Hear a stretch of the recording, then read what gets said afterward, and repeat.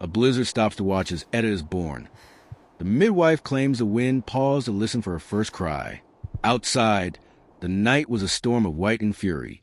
Yet within the small hut the air felt held, suspended, as though the storm itself had drawn breath and refused to exhale. Snow clung to the shutters in desperate patterns, but no sound crossed the threshold. Not the howl of the wind, not the groan of ice against wood. Only the faint, expectant heartbeat of silence. The midwife's hands trembled as she worked, not from cold, but from awe. She had delivered dozens of children through winters more merciless than this, yet never had the storm shown deference. This time it waited. Her candle did not flicker once.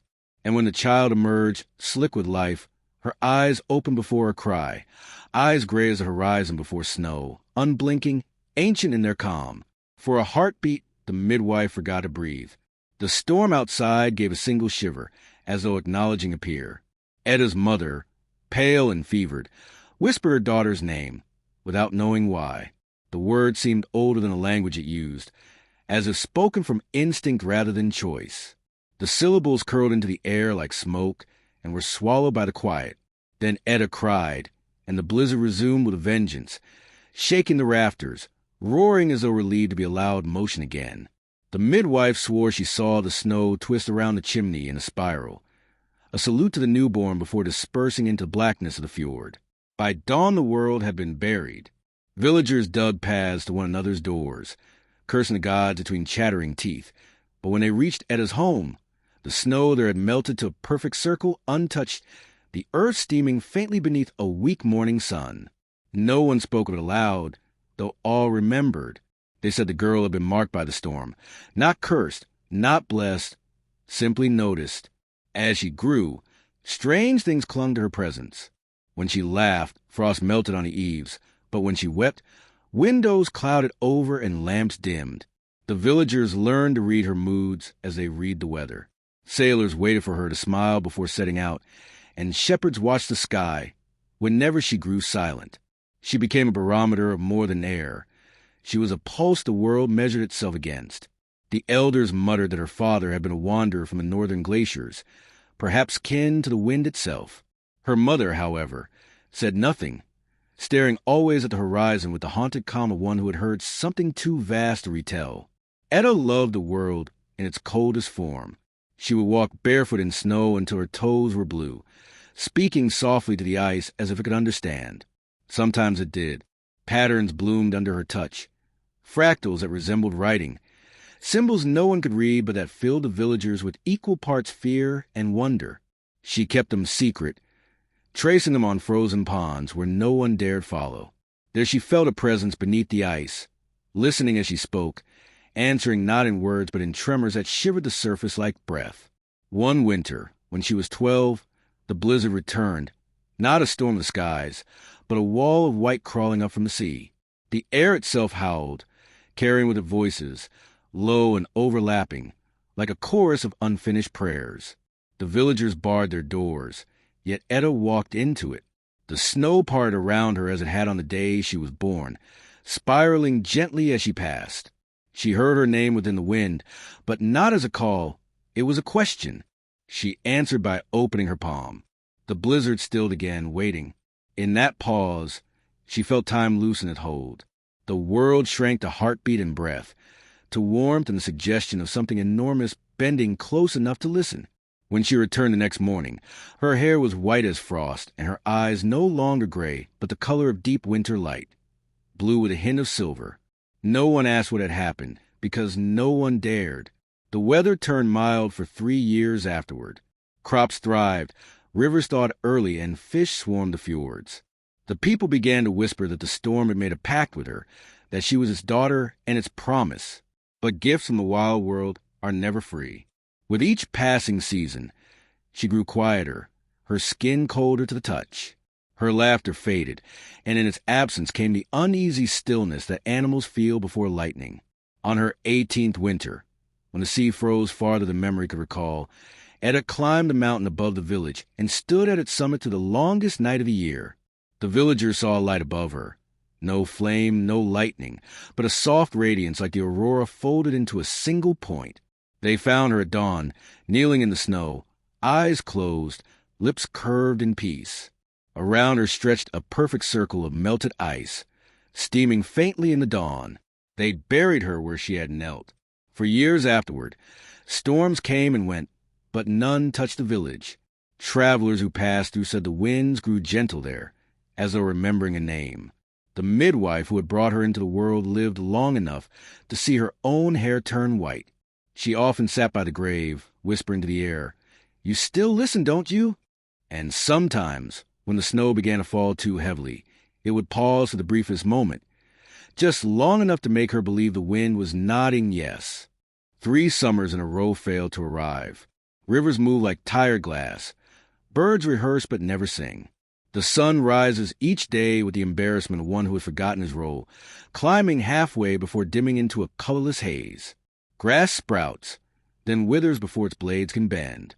The air hums faintly, as if the world has been left running on some low, persistent note of exhaustion. Even time seems reluctant, dragging its feet through each day as though uncertain of its direction. In the fields, the soil cracks like dry skin, holding the memory of rain without the promise of its return. Farmers whisper prayers they no longer believe in. Their oxen stand motionless, ribs visible through dull hides, eyes half-lidded as though dreaming of green. Wells echo hollowly when the bucket drops, a reminder of what once was plenty. Children learn early not to ask when summer will come. Their parents no longer have the heart to lie. Along the riverbeds, the stones glisten faintly under thin light, and the fish that remain move slowly, like relics of forgotten rhythm. Each ripple feels rehearsed, mechanical, lacking conviction. The elders sit outside their doors, wrapped in shawls though it should be warm, staring toward the mountains where snow still lingers too low, too long. They speak in half-phrases, about omens, about debts unpaid, about the old gods who once walked in thaw. But no god answers. Even echoes seem hesitant to return. The birds are the cruelest part. They still gather on branches, their feathers neat, their throats swelling, but no song comes. They move their beaks as if rehearsing melodies lost them, and the silence they leave behind carries a weight that presses on the heart. People have begun to hang small bells from the trees, hoping to coax sound back into the air. When the wind stirs, the bells ring timidly, filling the hollows of the world with a fragile music that feels borrowed from another life. In the village square, the fountain stands dry. Its carved stone figures, nymphs and stags, are dusted with fine powder, their faces eroded by time and despair. Once, the fountain had been the center of laughter, the place where children ran barefoot through spray and merchants traded gossip in the shade. Now it is a monument to stillness. A single coin rests at the bottom, dull beyond recognition. Whoever tossed it there had wished for something that never came. The 3rd year of failed summer changes people in ways no one speaks about. Smiles become rare, not because there is sadness, but because joy feels irrelevant. The air smells faintly of iron, as though storms form endlessly somewhere far away, unable to find their way here. Nights are long, not dark enough for mystery nor bright enough for comfort. Dreams, when they come, are gray. Etta, grown now, walks the banks of the motionless river, her reflection a blur that never steadies. The villagers avoid her gaze, unsure if she brings the calm or the curse. They remember that when she was born, the storm had paused to listen. Some whisper that now the seasons have paused for her too, that the sky, waiting again, holds its breath for whatever she will do next. She feels it herself, the waiting, the immense hush. It is not absence but attention, as if the world leans toward her, patient, aching for her to speak the word that will break the spell. At night, she listens to the ground. Beneath the stillness, she can hear the rivers, deep under stone, whispering their tired dreams. They move sluggishly, like veins carrying memories instead of blood. "We have forgotten how to run," they murmur, and she feels the ache of their truth in her bones. The silence around her isn't dead. It's dormant, holding breath after breath, unwilling to release the exhale that might bring the storm back.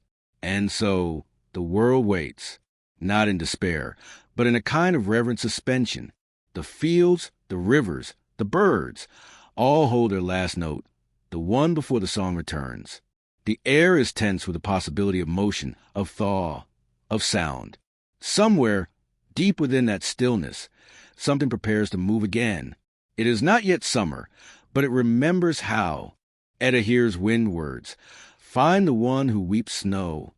The message arrives in fragments, half whistle, half sigh, threaded through the brittle air like a secret too fragile for speech. It curls around her ear and vanishes, leaving only a thin trail of frost on her skin. She turns toward the sound, but there is no wind anymore, only the echo of intention. The trees lean slightly, as though listening for her answer.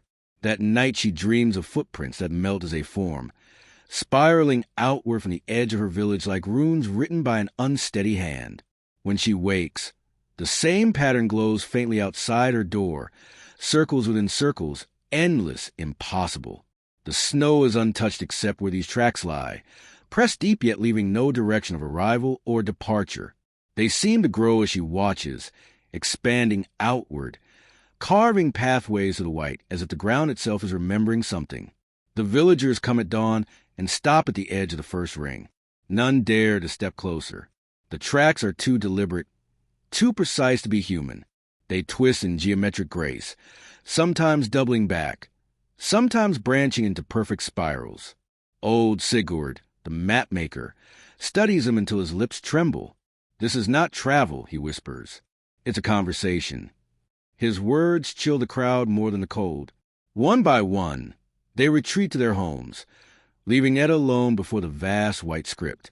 She feels a pull, faint but undeniable, somewhere beyond the horizon, a current under the skin of the world calling her forward. The phrase "find the one who weeps snow" repeats within her, not as command but as a promise. The air thickens. Her breath crystallizes mid-exhale. She gathers her cloak, the one her mother had woven with storm-gray thread, and steps onto the first track. It yields beneath her foot with a soft, almost affectionate sigh. Each step hums faintly, a resonance that climbs up her spine and settles behind her eyes. The world around her blurs, not vanishing but folding, as if every path she takes erases the one behind. The loops tighten, drawing her toward a distant shimmer where the snow shifts without wind.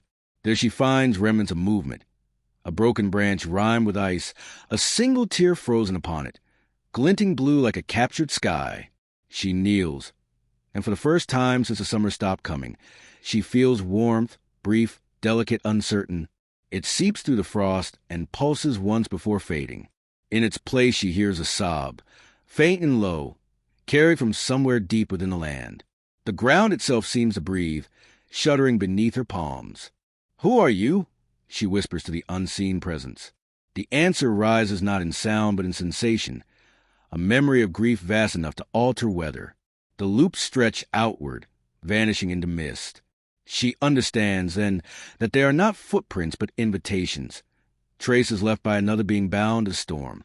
The one who weeps snow is not far, and their sorrow has become the pattern that keeps the world from turning. To follow is to risk never returning. Yet to remain is to let the world sleep forever. She rises, turns once toward her silent village, and begins to walk into the pattern until it swallows her whole. Behind her, the snow closes gently, erasing her trail, as though the blizzard itself wishes to keep her secret. A one-eyed raven brings a braided cord and says, "Tie your breath to your name, or the cold will steal both." The bird lands before Etta in a whirl of black feathers, scattering the hush like ashes. Its single eye glints with the color of stormlight, pale gold-rimmed in frost. Around its beak dangles a cord woven from 3 strands, one gray as twilight, one white as snow, one dark as ink. It smells faintly of thunder. Etta crouches, her shadow stretching across the still snow. "Why me?" she asks. The raven tilts its head, throat trembling with words too heavy for its small body. "Because you still breathe," it answers, and breath is the only warmth the cold cannot imitate. Then it drops the cord into her open palm and hops back, as though relieved to be free of its burden. The braid hums faintly. Each thread pulses to a rhythm not her own, one matching the wind, one the earth beneath her boots, and one that echoes inside her chest. She realizes they are not cords but lifelines, the visible weaving of existence itself. Her name, whispered into the frost, curls around the strands like smoke seeking home. She ties the first knot. The world exhales. A faint shiver moves through the trees, as though the act itself reminded them of their own names. She ties the second knot, and her breath fogs into symbols, tiny shapes that resemble runes of ice, each one breaking apart before she can read it. By the time she begins the third, the sky has lowered, gray folding into gray, the storm returning not in rage but in reverence. When the final knot closes, the wind stops completely. The silence that follows is not absence but witness. The air feels alive, listening. The raven speaks again, softer this time. Now your name knows your breath, and your breath knows your name. If one falters, the other will remind it to keep living. Etta looks down at the braid. It now glows faintly, veins of light moving through it like water under ice. She feels it tightening around her wrist, not painfully, but with the weight of promise. The world seems to hold still, waiting to see if she understands. "What of the cold?" she asks. The raven blinks, one eye gleaming like a dying star. "The cold has no name," it says. "That is why it must steal others to exist." Then it spreads its wings and rises, dissolving into flakes of shadow that melt before touching ground. Etta remains alone with the cord, the echo of its hum fading into her pulse. She breathes once and the knot warms. She stops and it cools.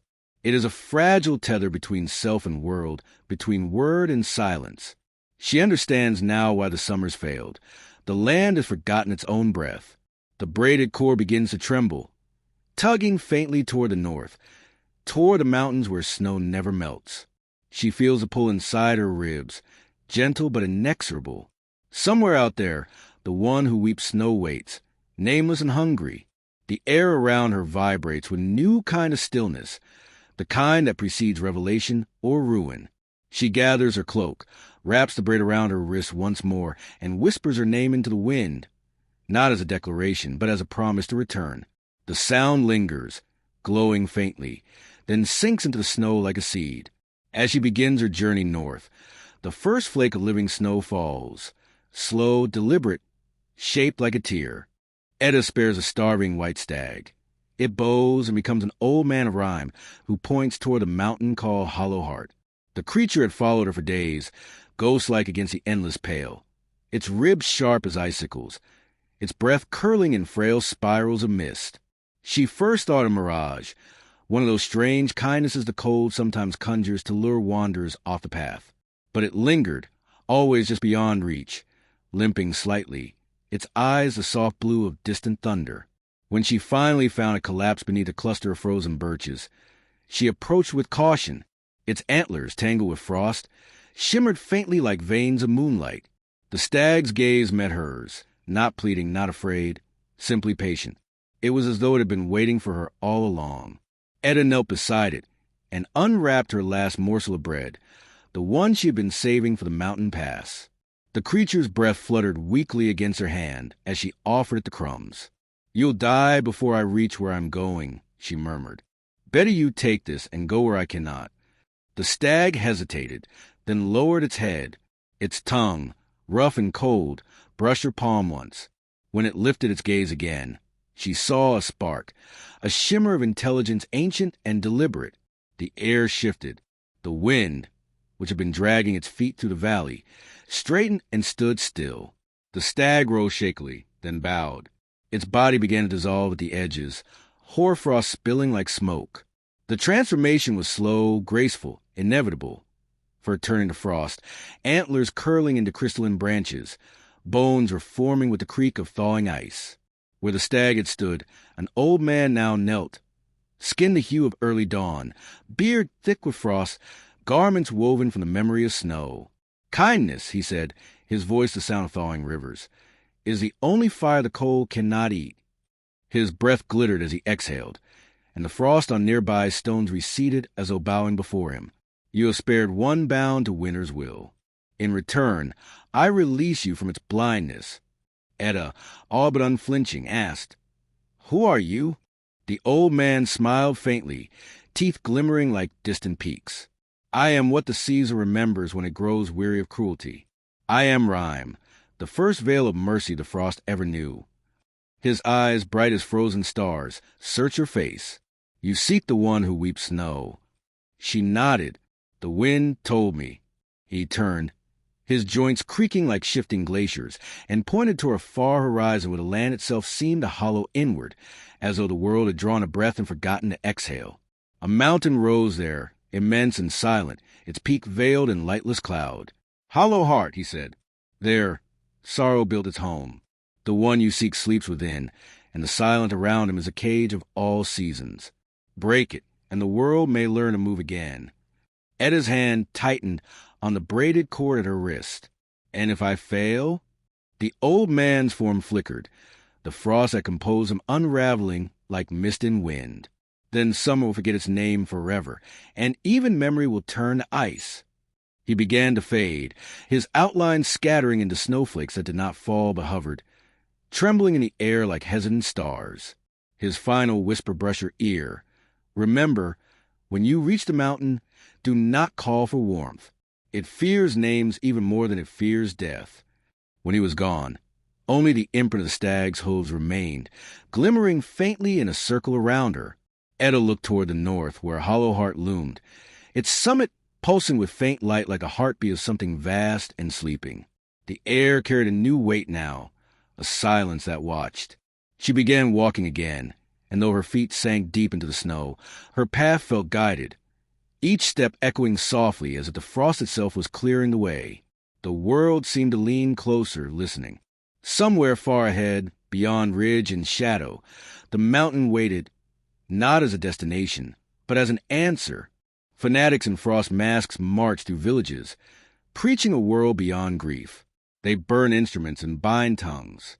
They come with banners made from skinned wind, thin, translucent veils that whisper when the light passes through. Their faces are hidden behind masks carved from ice, each one etched with the same expression, serenity without mercy. No mouths, no eyes, only smooth surfaces that reflect whatever they look upon. Their voices are not their own. They speak in unison, the sound like prayer forced through a frozen flute. "We bring silence," they say. "The age of sorrow is ending. The world will ache no more." But what they mean is that nothing will ever feel again. The villagers kneel before them, terrified not of death, but the promise of peace they cannot understand. The fanatics move methodically, calm, deliberate, terrifying in their gentleness. They take the flutes from shepherds, the fiddles from children, the drums from a hearth. Every object that makes sound is dragged into the square and fed to the fire. The blaze hisses strangely, as if unwilling to make noise, its flames blue-white and silent. They claim it is mercy. "Grief lives in echo," they chant. "End the echo and the wound will sleep." They seal mouths with bands of cloth soaked in melted frost, whispering blessings as they bind them. Some weep behind the gags. Others sit blankly, already surrendered. The fanatics touch their foreheads with cold hands, leaving pale marks shaped like snowflakes. "You are freed from longing," they murmur, "and therefore free from pain." When they reach Etta's village, the silence grows heavier than snow. Doors creak open. Faces peer out from behind shutters.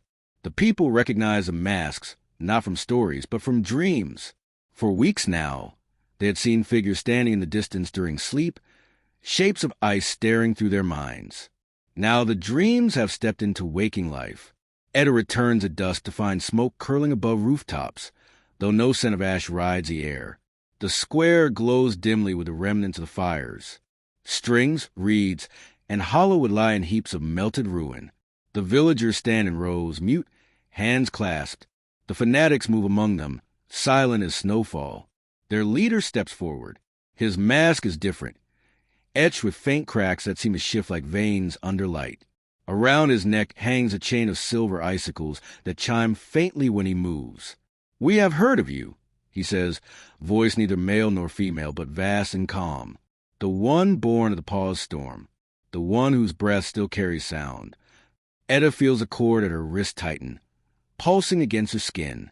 "You speak as if silence were salvation," she says, her voice trembling with restrained fury. "But what you bring is death that refuses to end." The leader tilts their head, unbothered. "We bring stillness. Sorrow is a fever of the living. You would cure it, 2, if you were kind. She steps closer, snow crunching underfoot. To be alive is to grieve. To grieve is to remember. Without memory, we are colder than the stones you worship. The leader raises a gloved hand. Then you are still infected. 2 followers move toward her, each holding cords of frost meant to bind her tongue. But before they reach her, the raven descends, black feathers slicing through white air like defiance. It lands on her shoulder and speaks, its voice cutting through the hush. She ties her breath to her name. Touch her, and you'll learn what warmth truly burns. The air around them ripples, heat rising from her body, though the wind screams cold. The fanatics stagger back, frost forming cracks along their masks. Steam curls from the snow at her feet. The leader studies her for a long moment, unreadable. The hollow heart will judge. They finally say, "Go there if you must. But know this, the one who weeps snow does not weep for the living." Then they turn and march away, their frozen banners whispering in a language the air itself resents. The villagers, freed but hollow-eyed, watch them vanish into the horizon. Some reach for Etta as if to thank her, but their voices fail them. Their tongues, once loosened, have forgotten how to shape sound. Etta looks to the mountain where clouds churn like ink. The braid on her wrist glows faintly, as if remembering the name she swore to protect. Above her, the raven circles once, then heads north. She follows, leaving behind a village of silence that smells faintly of burnt music, a place where grief has been buried alive. A gentle wolf with frost-rimmed whiskers follows Etta. She names him Skari, though the raven warns, names are doors. She first sees him at dawn, where the world bleeds from silver into blue. The snowfield stretches endless, unmarred but for one line of prints, too large for a fox, too graceful for a man. They circle her campfire like questions that expect no answer. When she rises, the wolf stands waiting at the edge of the light. His fur is thick and white, tinged faintly with smoke gray, and each breath he exhales leaves frost hanging in the air like soft punctuation. He does not growl nor flinch. His eyes are steady, not hungry but curious. 2 shards of amber caught between warmth and ice. Etta, who has learned the language of stillness, simply nods to him. "If you've come to eat me," she says quietly, "wait until I'm done walking. There's still something I must reach." The wolf sits, as though accepting her terms. When she moves on, he follows, not close enough to touch, not far enough to lose sight. The raven, circling above, keeps a wary distance. He's no creature of the hunt, it mutters, but of remembrance. The frost remembers every step you take, and he walks where memory clings. Etta glances back. He looks gentle. Gentle things bite hardest when the world forgets what gentleness is. The raven replies. Its feathers shimmer faintly in the weak light. Don't name him. But that night, when the fire burns low and she feels a pull of hollow heart in her dreams, the wolf settles beside her and rests his head against her knees. His fur crackles faintly, releasing a scent like distant rain. His heartbeat is slow and deliberate, each thud matching her own. It feels wrong to let him remain unnamed, a companion that exists only in shadow. She whispers, "Skari." The name feels carved from wind. The wolf lifts his head, eyes glowing faintly as though he recognizes himself for the first time. The raven lands nearby with a sound like cracking ice. "Foolish girl," it says. "Names are doors. Once opened, you cannot close them without loss." Etta strokes the wolf's head. "Then let it open. We've been walking through locked worlds long enough." Skari presses closer, his body radiating a strange, cool warmth. The ground beneath him softens, and where his paws rest, the snow crystallizes into delicate patterns, spirals and sigils that shimmer with faint blue light. Etta realizes they mirror the impossible loops she saw outside her village, the same writing in frost. The raven hops backward uneasily. "You've bound him to the path," it says, "or the path to him. Either way, you've written your fate in living ice." Etta gazes at the markings. "Then it's done. Let the path remember me as I remember it." In the silence that follows, Skari raises his head and releases a long, low howl, not of mourning, but of recognition. It carries across the plain, bending the air, shaking the thin clouds above. Somewhere in the far distance, the mountain answers with a hollow, resonant echo, as though awakening from a long sleep. The raven ruffles its feathers. "Now you've been heard," it says grimly, and nothing that listens in the hollow heart ever forgets a voice. Etta looks north, the horizon trembling faintly with unseen movement. "Then let it remember me truly," she whispers. "Let it know I am coming." The wolf stands beside her, silent but ready. His fur catches the dawn light, scattering into fragments of blue and gold. The braid on her wrist hums once, like a heartbeat returning after a long pause. The journey feels heavier now, not with fear, but with meaning. Each name she's spoken, each mercy she's offered, has become another thread in the pattern leading her forward. The raven lifts into the air again, circling once before calling down to her. "Walk carefully, Etta the Pause Storm." Every name is a promise, and every promise is a key. The question is, what door have you just unlocked? Etta glances at Skari. He meets her gaze with calm certainty, then begins to walk ahead, his paws leaving luminous prints in the snow. And so she follows, the wolf tracing memory, the raven tracing warning, and the mountain ahead opening its mouth of cloud to receive them. Caves ring like bells struck by snow. Etta discovers a frozen tear the size of a cradle. The sound comes first, a thin, crystalline note that hums through her bones rather than her ears. It seems to emerge in the mountain itself, trembling in slow waves, as if the entire world were being tuned by invisible hands. Skari stops beside her, fur rising, his breath forming clouds that glow faintly blue. The raven, perched on her shoulder, falls silent. The echo does not fade. It deepens, rolling inward, calling them toward the hollow mouth of the cave. Inside, the air is alive with resonance. Snow drifts lazily through unseen drafts, and each flake that lands sends a ripple of tone to the rock, soft and perfect. Bells played by winter itself. The walls shimmer with veins of translucent ice, light moving within them like trapped souls pacing their prison. Her footsteps sound wrong here, too loud, too alive. At the center of the chamber lies the tear. It is immense, an oval of frozen clarity suspended in a shallow basin of frost. Its surface so pure it reflects not the cave around it, but the sky beyond the mountain, a sky that cannot possibly exist here. The light within it shifts gently, as though something inside breathes. Etta approaches, breath catching in her throat. The tear is not solid ice. Beneath its surface, shapes drift slowly, swirls amidst faint glimmers of color, fragments of what might be dreams. Each one stirs a memory she cannot place. A mother's laughter, a lover's farewell, a child's first word. The sensations strike her all at once, overwhelming, tender, merciless. "This," the raven murmurs, voice hoarse with reverence, "is grief made matter, the mountain's heart, shed when it learns silence too well."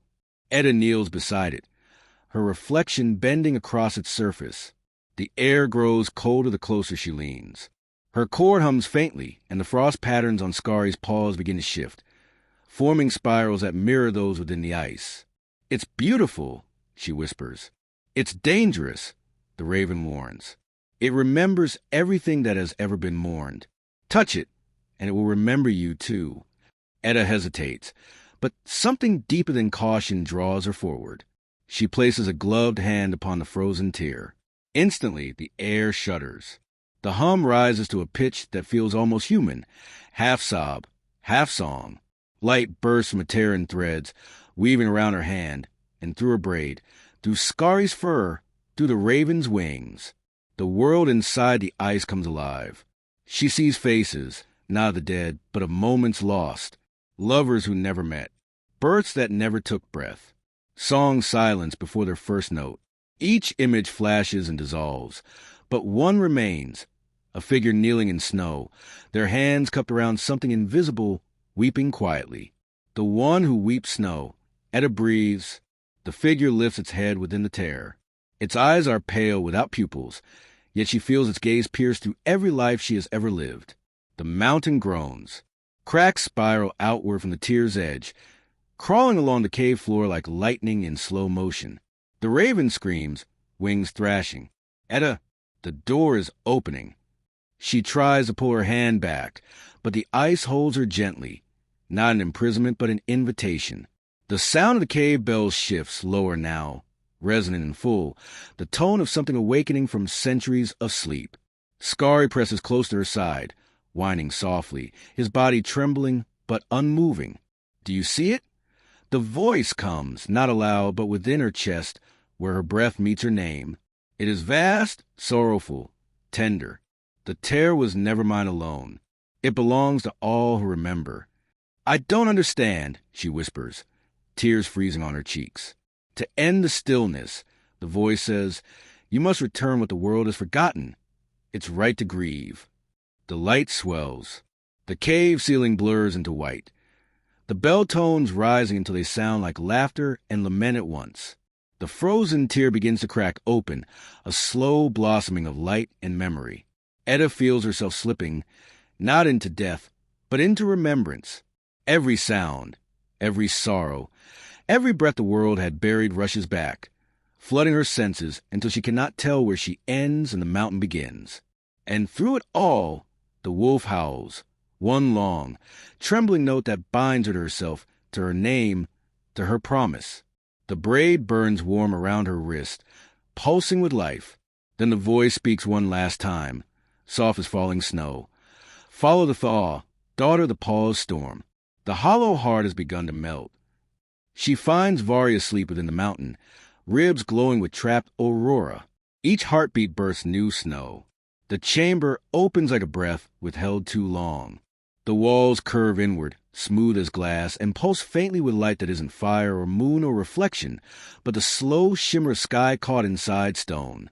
It moves through the ice in colors too shy to name, rippling across the cavern in waves of green and violet. Every pulse of that inner light carries a sound, deep and slow, like a giant exhaling beneath the earth. At the center lies Vari.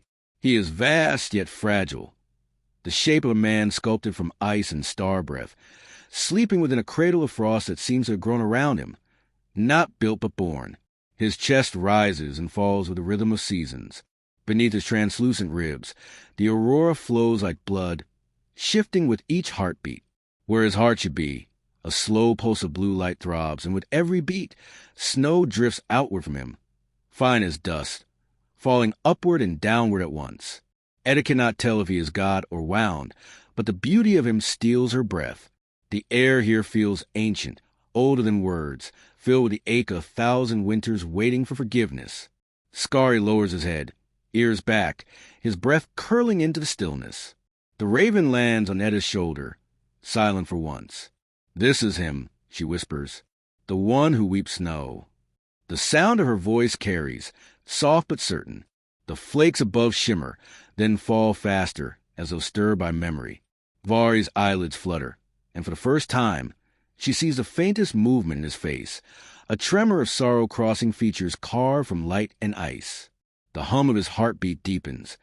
The entire cavern resonates in answer. Etta steps closer. The cold is immense, but it feels less like punishment and more like expectation. Her braid burns faintly around her wrist, its threads glowing gold against the frost. You've kept the world asleep, she says gently. Why? Vari's voice comes not through sound but through the light in his chest, each pulse shaping words that melt before they reach her ears, leaving only understanding. The world forgot how to grieve. Without sorrow, time froze. I held the silence, so it would not break into nothing. Etta kneels beside him, her reflection trembling in his frozen skin. But it cannot stay still forever. His answer comes as a slow surge of warmth, a single breath escaping the mountain, shaking snow from the peaks above. To end stillness, something must wake me. But when I wake, I bring the thaw. And when the thaw comes, so does loss. Etta feels her heart tighten. She knows the truth of it. She has seen the villages starving for silence, terrified of feeling. Then let loss come, she says. Let the world remember. She places her hand over his chest. The cold cuts through her glove, sharp as glass. Beneath her palm, the light stirs faster, brighter. The mountain groans, deep and ancient, its layers shifting like the inhale of a sleeping god. The snow rising from Vari's body swirls around her, forming shapes, faces, rivers, laughter, cries, memories of all that had been frozen. The raven shouts above the wind, "Etta, once he wakes, you can't undo it." "I don't want to undo it," she says, her voice breaking through the roar. "I want it to live." Vari's eyes open. They are mirrors of the sky itself, endless, unjudging. The aurora trapped within him spills out in ribbons, flooding the cavern, painting Skari's fur in colors of dawn. The air fills with the scent of melted snow and new beginnings. For an instant, the world pauses, not in silence, but in awe. Then Vari exhales. The breath rushes outward like a storm reversed, tearing through the mountain's veins. Ice fractures, light floods, and the walls sing. The sound of bells, the sound of breaking, the sound of grief remembered as love. Etta stands amid the glow, her eyes wet with thawing tears. Each drop that falls from her lashes turns to tiny flowers of frost before vanishing. Skari howls once, his voice pure and ancient, and the aurora answers. When it fades, the air is warm.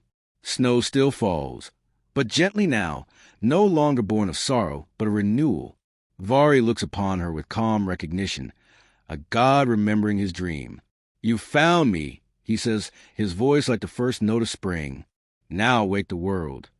To approach Vari safely, Etta accepts a shard that steals motion from anything it touches, including her fear. The shard comes from a mountain itself, a sliver of stillness, torn from the first ice that ever formed when time was young and restless. It finds her rather than the other way around. One moment, she stands in the trembling light of the cavern. The next, it lies before her, half buried in frost, humming faintly with a pitch that only the silence can hear. It is small, no larger than a dagger's blade, yet it glows with the pale weight of eternity. When she lifts it, the world around her stops breathing. The drifting snow freezes midair, the raven's feathers halt mid-rustle, and even her pulse slows to a cautious rhythm. The shard drinks motion from everything it touches, time, sound, breath, thought. Its surface is neither warm nor cold, but beyond both, smooth as forgotten glass. Skari whines softly, stepping back, eyes wary. His breath clouds and hangs, unmoving. The raven's voice cracks when it returns. "That's no gift," it says. "That's a covenant." The shard belongs to the space between moments, the pause before dawn, the stillness between heartbeats. Hold it too long, and you'll belong there too. Etta studies the shard, its light refracting across her skin like veins of frozen lightning. "Vari sleeps within motion's wound," she murmurs. "If I move wrong, I'll wake him too soon, or not at all. This will let me walk his silence without being swallowed." The raven hops uneasily, leaving faint prints in the frost. "And what of your fear?" She almost smiles. "It moves faster than thought. Perhaps it needs stilling more than I do." She presses the shard to her chest. For an instant, she feels every beat of her heart is separate, distinct. Small islands of warmth surrounded by vast oceans of calm. Then the rhythm slows, steadies, and something inside her settles with it. Her fear freezes, not banished but paused, a snowflake suspended in the breath before falling. She exhales, and the air comes out steady as prayer. Around her, the cavern obeys. The hum of Vari's light deepens, aligning with her own pulse.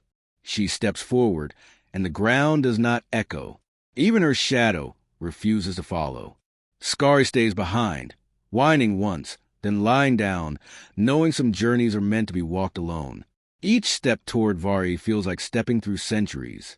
The aurora in his ribs flickers as she nears, the color bleeding from blue to violet to a tender gold. The shard glows in sympathy, its stillness binding the chaos of light into harmony. Etta feels herself dissolving into equilibrium. No breath too loud, no heartbeat too eager, no memory sharp enough to bleed. Then, just as she reaches him, her hand begins to tremble, not from fear, but from the faint, impossible desire to feel again.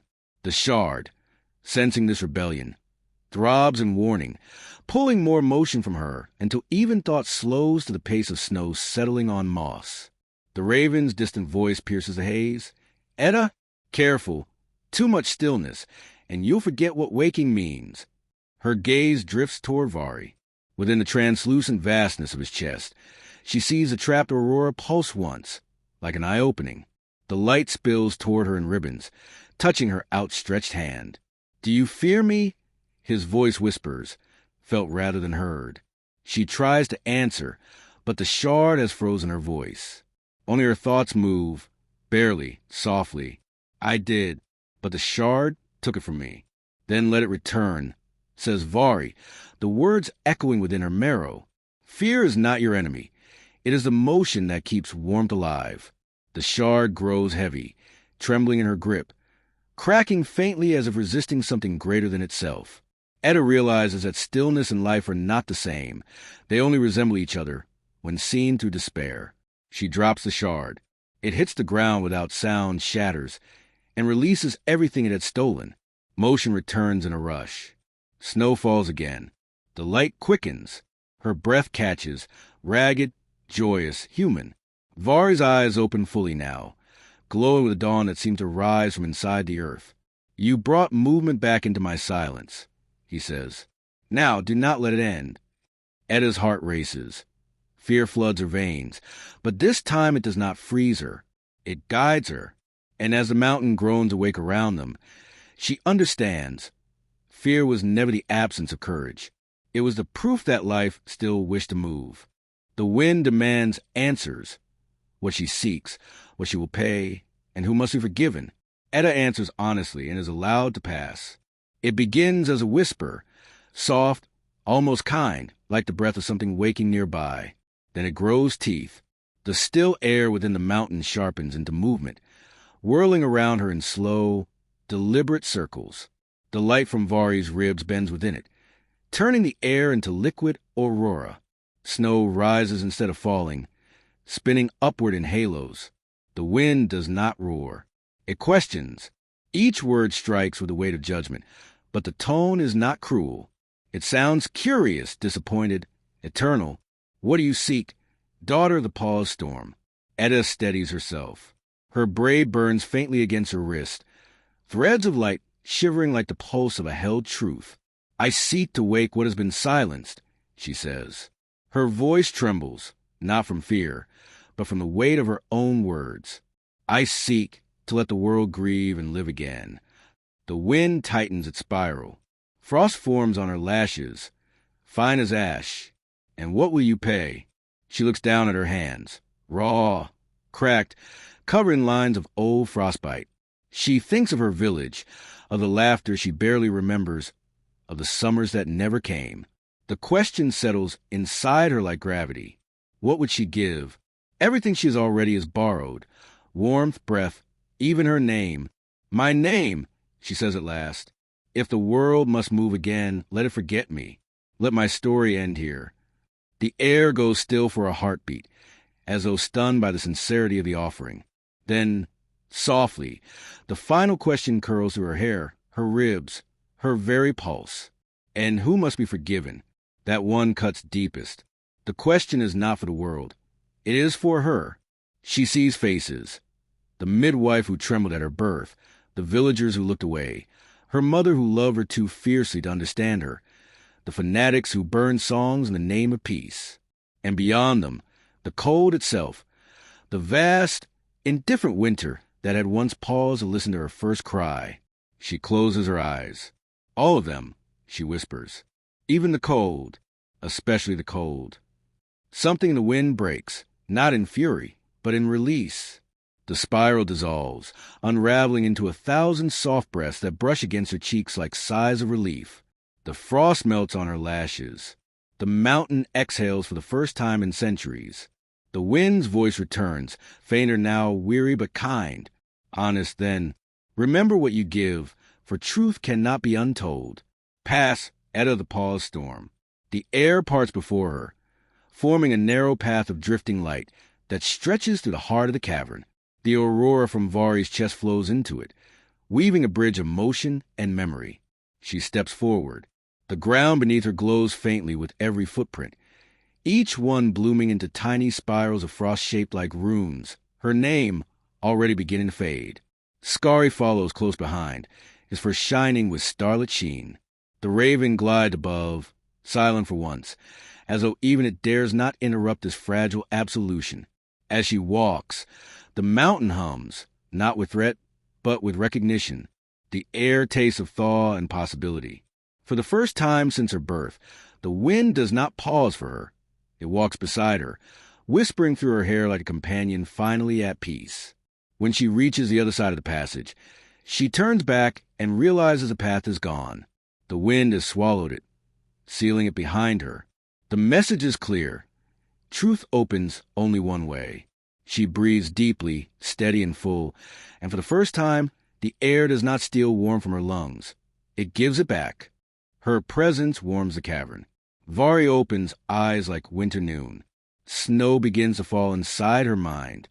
At first, the change is delicate, barely perceptible, like a pulse rediscovered after long silence. The frost on the walls begins to glisten. The dull light trapped in the ice shifts from cold silver to something faintly golden, the kind of glow that remembers morning. Etta feels the air inhale. The mountain's long sleep loosens around her.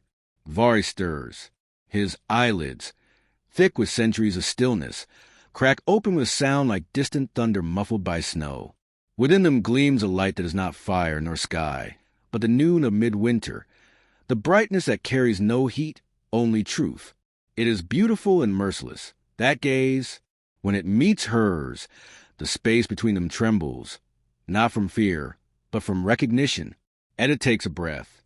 The warmth spreading from her body is not her own. It comes from something she has carried unknowingly since birth. The pause of the storm that first marked her, now finally exhaling through her veins. Her skin glows faintly beneath her cloak. The frost nearest her feet begins to weep, and drops of water trickle through the grooves of ancient ice, singing as they fall. Vari's voice unfurls slowly, as though it must relearn sound. "You carry thaw in your bones," he says, his words soft but resonant enough to shake dust from the ceiling. "You are warmth that forgot where it belonged." Etta kneels beside him. "And you," she says, "are winter that forgot how to end." The god, or the grief that pretended to be one, smiles faintly. The light within his ribs flickers. "Then perhaps we remember each other now." She reaches out, hand trembling, and places it over his chest.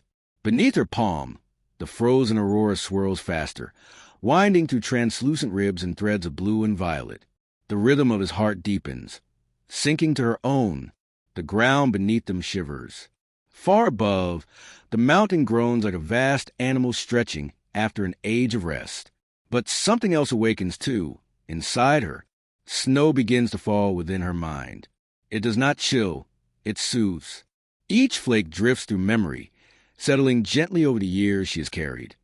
Her mother's fever whisper naming her, the villagers' fear disguised as worship, the silence that followed every kindness.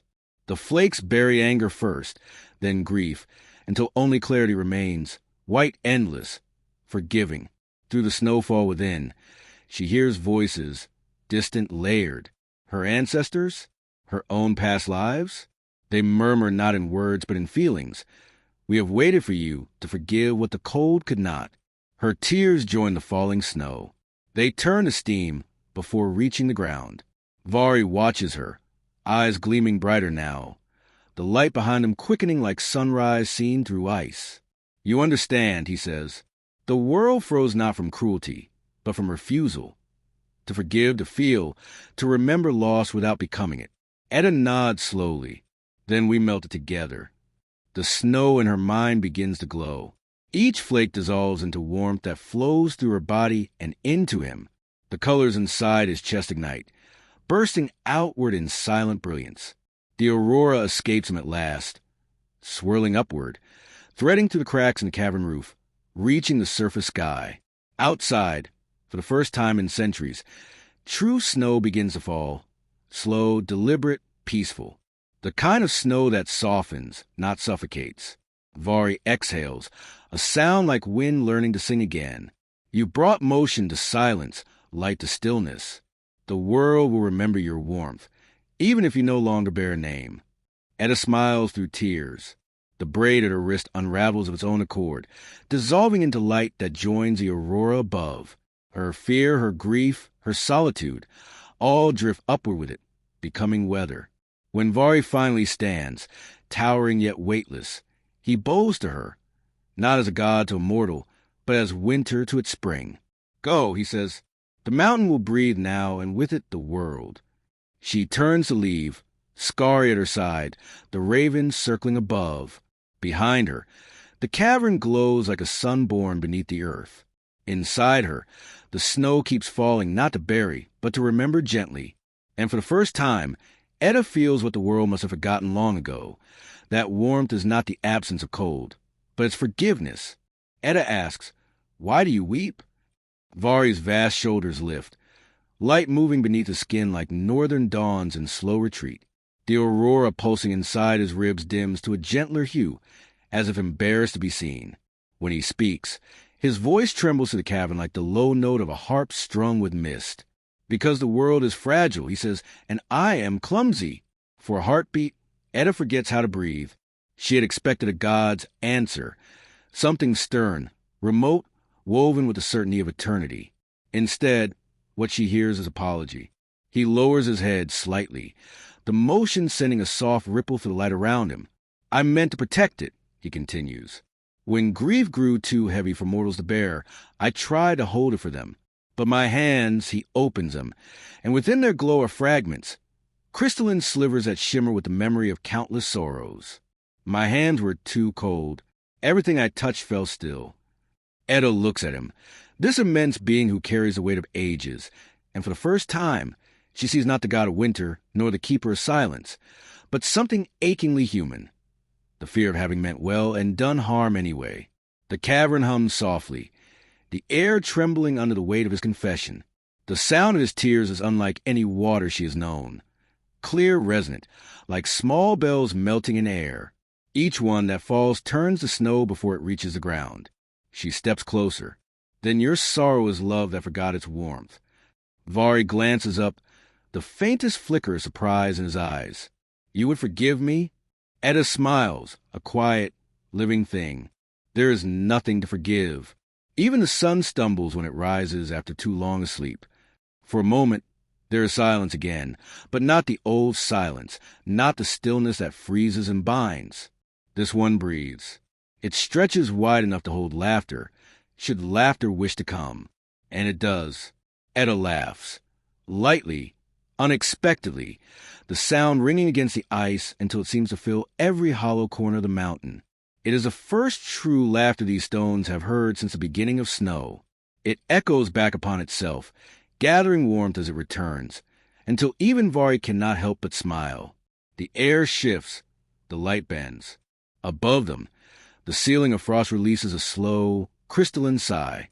The snow that had been falling inside her mind, those soft, endless flakes of memory and sorrow, begins to thin. Each flake turns to mist as it touches her thought, dissolving into lightness. She feels her chest expand, her heart quicken, her body remember joy like a language it had once spoken fluently and forgotten. Vari watches her, wonder softening the sharpness of his face. "You bring spring with your laughter," he murmurs. She shakes her head, smiling. "No, I only remind winter how to laugh at itself." The god chuckles then, low, rumbling, the sound of thawing rivers finding their voices again. The cavern warms further, walls shedding icicles that fall and burst into harmless mist. The air grows luminous, painted with color from the aurora freed at last from Vari's chest. Together, they stand amid the slow melting of ages. For the first time, neither grief nor silence rules here. Only balance, a fragile peace between sorrow and joy.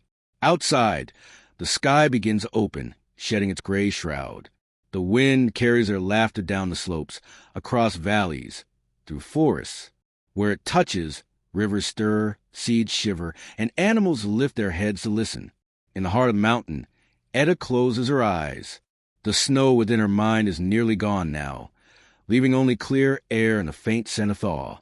She feels no fear, only movement, only life. The war band captures Skari and offers Edda a bargain. Join their great quiet, and grief forever. She swears to oppose them. They come down from the northern ridges at dusk. Figures of frost and armor, so pale, They could be mistaken for a ghost until they move.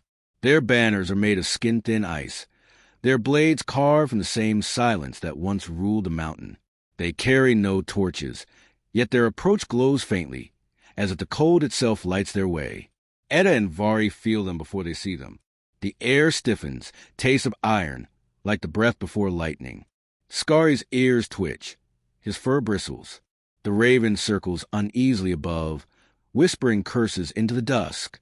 Then a cry, brief, muffled. The sound of a struggle buried under snow. Etta turns just in time to see the white figures vanish into the mist, dragging Skari with them. His howl splits the valley, desperate and raw, before it's choked by silence. Etta runs, but the air thickens around her, resisting every step. By the time she reaches the ridge, she finds them waiting, 12 of them, motionless in formation, their masks carved from frozen breath, faces smooth and unfeeling. At their center stands their leader, tall, wrapped in a cloak of windless frost. Skari lies at his feet, bound by cords of ice that pulse faintly, feeding on the warmth of his body. His eyes find hers, calm even in pain, as if telling her not to yield. The leader removes his mask. Beneath it, his face is beautiful in the way still water is beautiful, perfect only because it refuses reflection. Etta the paws storm, he says, his voice like breath over glass. You have awakened motion where none was meant to return. You have undone the mercy of stillness. Etta's hands curl into fists. You call silence mercy? You steal songs and bind the mouths that sing them. He tilts his head, almost pitying. Grief is a sickness, child. It eats civilizations. It made gods cruel and men worse. We are the cure of the great quiet. When sorrow ends, peace begins. Behind him, the warband hums in unison, a sound more vibration than song. The air shivers and the light dims. Etta steps forward. You mistaken numbness for peace. Without grief, joy means nothing. Without memory, love dies. The leader's eyes narrow. You carry the thaw, the last fever feeling. We offer you release. Join us, and your burden will vanish. The world will forget its pain, and you will never lose again. For a heartbeat, the offer tempts her. The exhaustion in her bones ache for rest. The thought of ending grief feels like laying down a lifelong weight. But then she looks at Skari, his chest rising slowly, breath steaming, frost creeping across his muzzle. She remembers Vari's words. The world froze not from cruelty, but from refusal. To feel, to remember loss without becoming it. Her decision is simple. She straightens, her braid glimmering faintly, the threads of gold and gray humming at her wrist once more. No, she says, I will not trade pain for emptiness. If the great quiet must rule, it will have to silence me first. The leader studies her, unmoving. Then you choose grief. I choose life, Etta replies. Something in the air cracks, like ice under sunlight. The warband stirs. Their masks darken, lines of blue fire running through them. The leader lifts a hand, and the snow around them rises like smoke. Then you are our enemy. So be it, Etta says. But remember, you cannot end grief without ending love, and love is louder than silence. She thrusts her hand toward the cords binding Skari. The warmth within her, the gift she had shared with Vari, flares outward. The cords dissolve instantly, steam rising where frost meets breath. Skari leaps to her side, snarling, a sound so full of life it startles even the stillest warrior. The leader recoils, momentarily blinded by light radiating from her. The mountain groans again, as if recognizing his daughter's defiance. The warband draws their weapons, but the air itself rebels, wind long shackled, surges between Etta and the silent soldiers, howling with fury. Vari's voice carries in the distance, booming like a storm reborn. The era of stillness ends the night. Etta stands between grief and the grave quiet, her eyes burning like dawn on ice. The snow swirls around her, alive again. Then let the world remember, she whispers, and the first storm of the new age begins to rise. Etta sings an unsteady song. The mountain settles. Vari listens, as if learning a language he once invented. At first, her voice is barely more than a breath. Thin, trembling, unsure of its own right to exist amid so much silence. The air does not welcome it immediately. It resists, folding the sound back toward her like a hand closing over a flame. But she keeps singing. The melody stumbles, recovers, rises again. It has no words, only a shape, a movement that remembers warmth without needing to name it. The echoes scatter through the cavern, touching the walls, the frozen pools, the long arches of sleeping stone. Every note becomes a ripple that smooths what the wind and sorrow had broken. The sound is flawed, human, fragile, and because of that, the mountain listens. Skari lies nearby, eyes half closed, his chest rising to the rhythm of her voice. The raven perches in shadows, feathers ruffling, its head tilted as though uncertain whether to mock or to pray. And Vari leans forward, immense yet utterly still, his glowing ribs dimming and brightening in time with her unsteady song. He listens not as a god, but as someone remembering what it was to be new. The aurora trapped within him quivers, folding itself into strands of softer color, green into silver, violet into pearl. He looks at her as if recognizing something long forgotten. That creation itself was born from imperfection, from a first trembling sound that broke the void. When her voice cracks, he inhales sharply, as though pain and wonder share the same breath. "You sing as if learning to walk," he murmurs. She laughs softly through her exhaustion. "Maybe I am." The walls answer her laughter with a deep, resonant sigh. Ice shifts, melts, reforms, not breaking but breathing. The mountain settles, its long-held tension unwinding. Tiny droplets fall from stalactites, each one striking the ground with the precision of a heartbeat.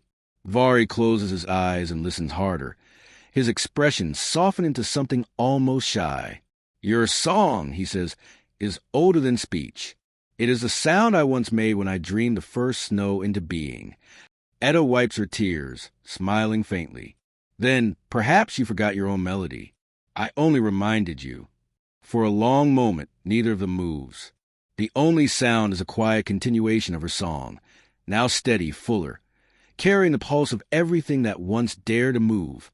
The cave glows faintly gold, as though dawn had seeped underground, reluctant but inevitable. Vari exhales, slow and reverent. "You've taught the mountain mercy," he whispers. "You've taught me how to listen again." Outside, the storm pauses on the ridges, tilting its invisible head toward the sound that rises from within the world heart. And somewhere far beyond the peaks, spring stirs, uncertain, trembling, alive. Ancient runes carved in airflow. Etta reads them by exhaling slowly, learning the craft of binding sorrow without stopping it.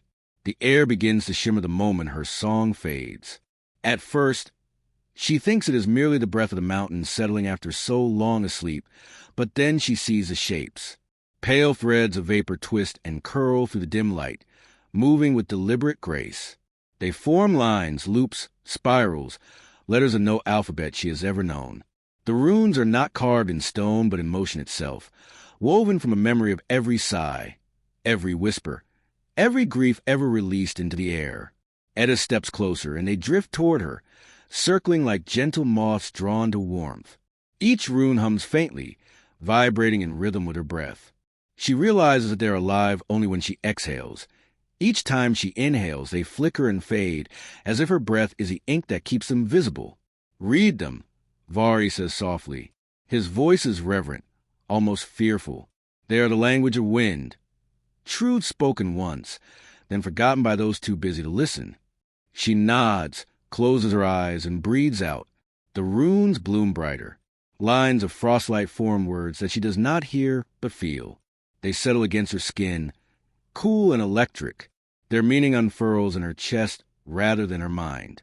She understands, not as knowledge, but as recognition, that each symbol is a way of carrying sorrow without letting it rot into despair.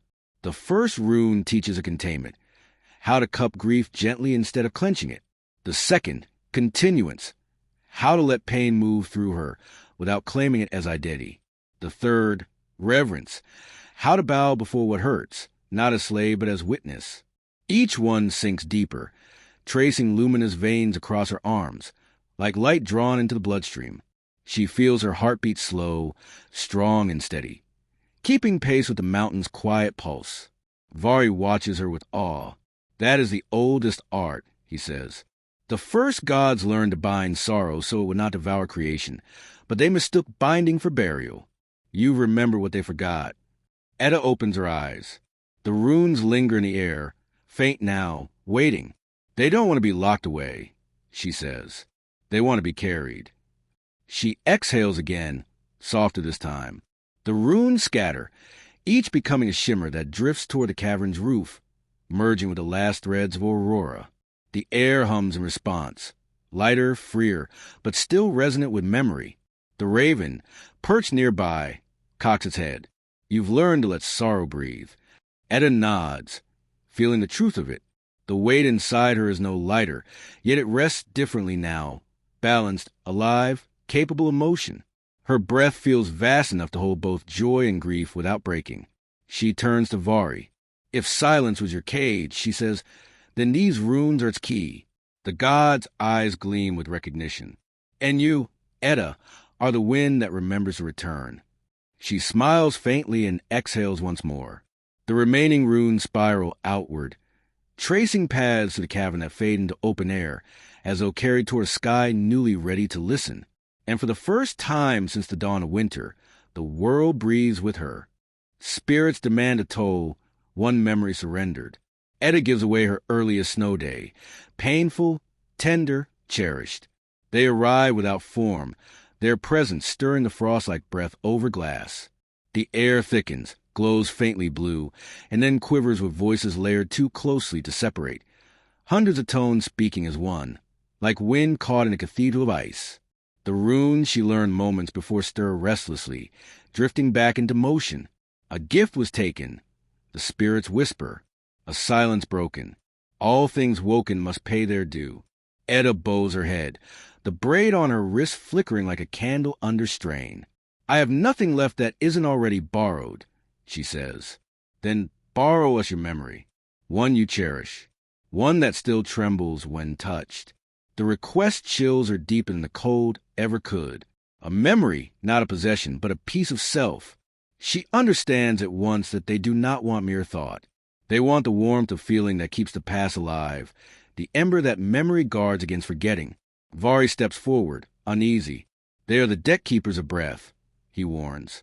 They do not take what is forgotten, only what still lives within you. Etta's gaze drifts inward, through the long corridors of her mind. They're half-buried but bright. She sees it, a snow day from her childhood. She must have been 5, maybe 6, the first heavy snowfall of her life. She remembers running outside barefoot before her mother could stop her, laughing as flakes melted on her tongue. The air had been pure, alive, filled with the strange joy of a world remade overnight. Then the pain, the sudden sting of cold biting her toes, the cries she tried to swallow, her mother rushing to scoop her up, wrapping her in a blanket that smelled of wood smoke and lilacs. She had learned that day that beauty and pain could arrive in the same breath, and that to love the world meant to endure both. She clutches the memory like a heartbeat. To lose it feels impossible, yet she knows the spirits are right. Nothing can be revived without cost. Etta kneels, her eyes glistening. Take that one, she whispers. The first day I learned the world could hurt and still be beautiful. The spirits murmur approval, a sound like ice cracking beneath spring water. Threads of pale light rise from her chest, soft, shimmering, the exact hue of that long-ago morning. They twist into the air, forming fleeting images. Her mother's hands, her tiny footprints, the laughter that fogged the cold. One by one, the fragments dissolve, absorbed by the waiting air. Etta gasps as the memory departs. The image of it fades from her mind, not erased, but gently blurred. She remembers that it happened, but not the taste of it, not the warmth. The ache is gone and the joy with it. Only the outline remains, an echo of something precious she once understood. The spirits sigh, satisfied, paid. The path remains open. The world remembers in your place. Vari watches her carefully. Does it hurt? She smiles faintly, though her eyes are wet. No, that's the strange part. It should, but it doesn't. It's like losing a scar you had learned to love. The cavern seems to bow to her sacrifice. The air lightens. The runes glow with quiet gratitude. Even the wind softens its edge, circling her like a mother's hand. The raven lands beside her and peers up, eyes bright. You gave away the first proof that you could love the cold. It says, "Do you regret it?" Etta looks upward. With a last wisp of her memory vanishes into the aurora beyond the stone ceiling. "No," she answers softly. "If I can give it, it means I never lost what it taught me." And as she rises, steadier, emptier, freer, snow begins to fall again, not as sorrow this time, but as blessing. Each flake lands without melting. Tiny mirrors of what has been relinquished, whispering as they touch her. Paid, remembered, shared. They journey across a river of slush that carries echoes of summers past. Vari walks on it barefoot, astonished. The river winds through a valley carved by ages of thaw and regret. Its surface is neither solid nor liquid, half melted, half dreaming. The current glows with buried sunlight, the kind that remembers laughter and insects and the scent of warm soil after rain. Beneath the slush drift flickers of color, fragments of vanished days. A child's kite tumbling through blue sky, a field of rye bending beneath invisible wind, a pair of lovers running hand in hand through tall grass. Each vision flickers, fades, then returns, as though the river itself is rehearsing the world's lost warmth. Etta stands at the edge, breath misting in the pale air. "It moves like memory," she murmurs, uncertain but unwilling to stop. Vari gazes at it, his towering form glowing faintly from within. "I have seen rivers of fire, of shadow of time," he says, "but never one that carries remembrance instead of water." He steps forward cautiously. The slush sighs under his weight, then steadies, shimmering around his ankles. His bare feet, white as bone, faintly luminous, sink slightly into the half-liquid surface. Ripples move outward, each one trailing faint laughter, faint birdsong. His eyes widen, startled not by cold but by sound. "I have forgotten this," he says softly. "This small joy, the song of something that isn't afraid to end." Etta joins him, her boots making soft, melting prints beside his. The river hums beneath them, the tones somewhere between a lullaby and a farewell. The reflections of sky and light curl around their steps, forming brief, tender images. A sun she has never seen but feels she's known, feels she never walked yet somehow mourns. Skari wades ahead, paws sending up sprays of crystal droplets that shimmer like miniature dawns. Each splash whispers fragments of summers long gone, laughter, buzzing wings, the crack of thunder from a storm that promised rain but never came. The wolf pauses, ears pricked, as though recognizing the voices of ages. Vari watches the creature, a slow smile crossing his face. "Even the wolf remembers warmth," he says. "And he stops, his voice catching, his chest glowing brighter. "I feel the ground beneath me, not as a god feels it, but as flesh does." Etta glances at him, her breath catching at the wonder on his face. "It's not the river that remembers," she says. "It's you. You were never only the cold. You were everything that came before it." Vari looks down, at the water turning clear around his feet.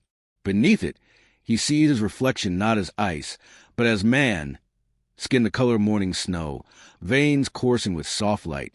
"So this is what it means to be forgiven," he whispers. "To feel the world and not break it." He kneels, letting his fingers trail through the slow current. Where he touches, the slush melts into clarity. The echoes of summer gather around his hand, the warmth of sun, the hum of bees, the sigh of grass and wind.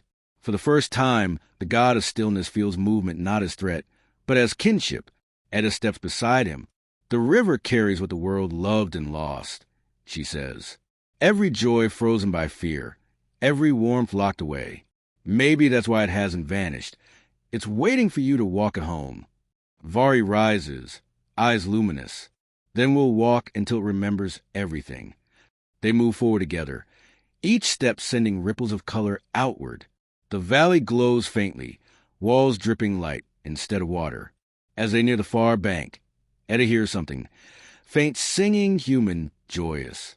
She realizes it's coming from the river itself, from the memories it carries.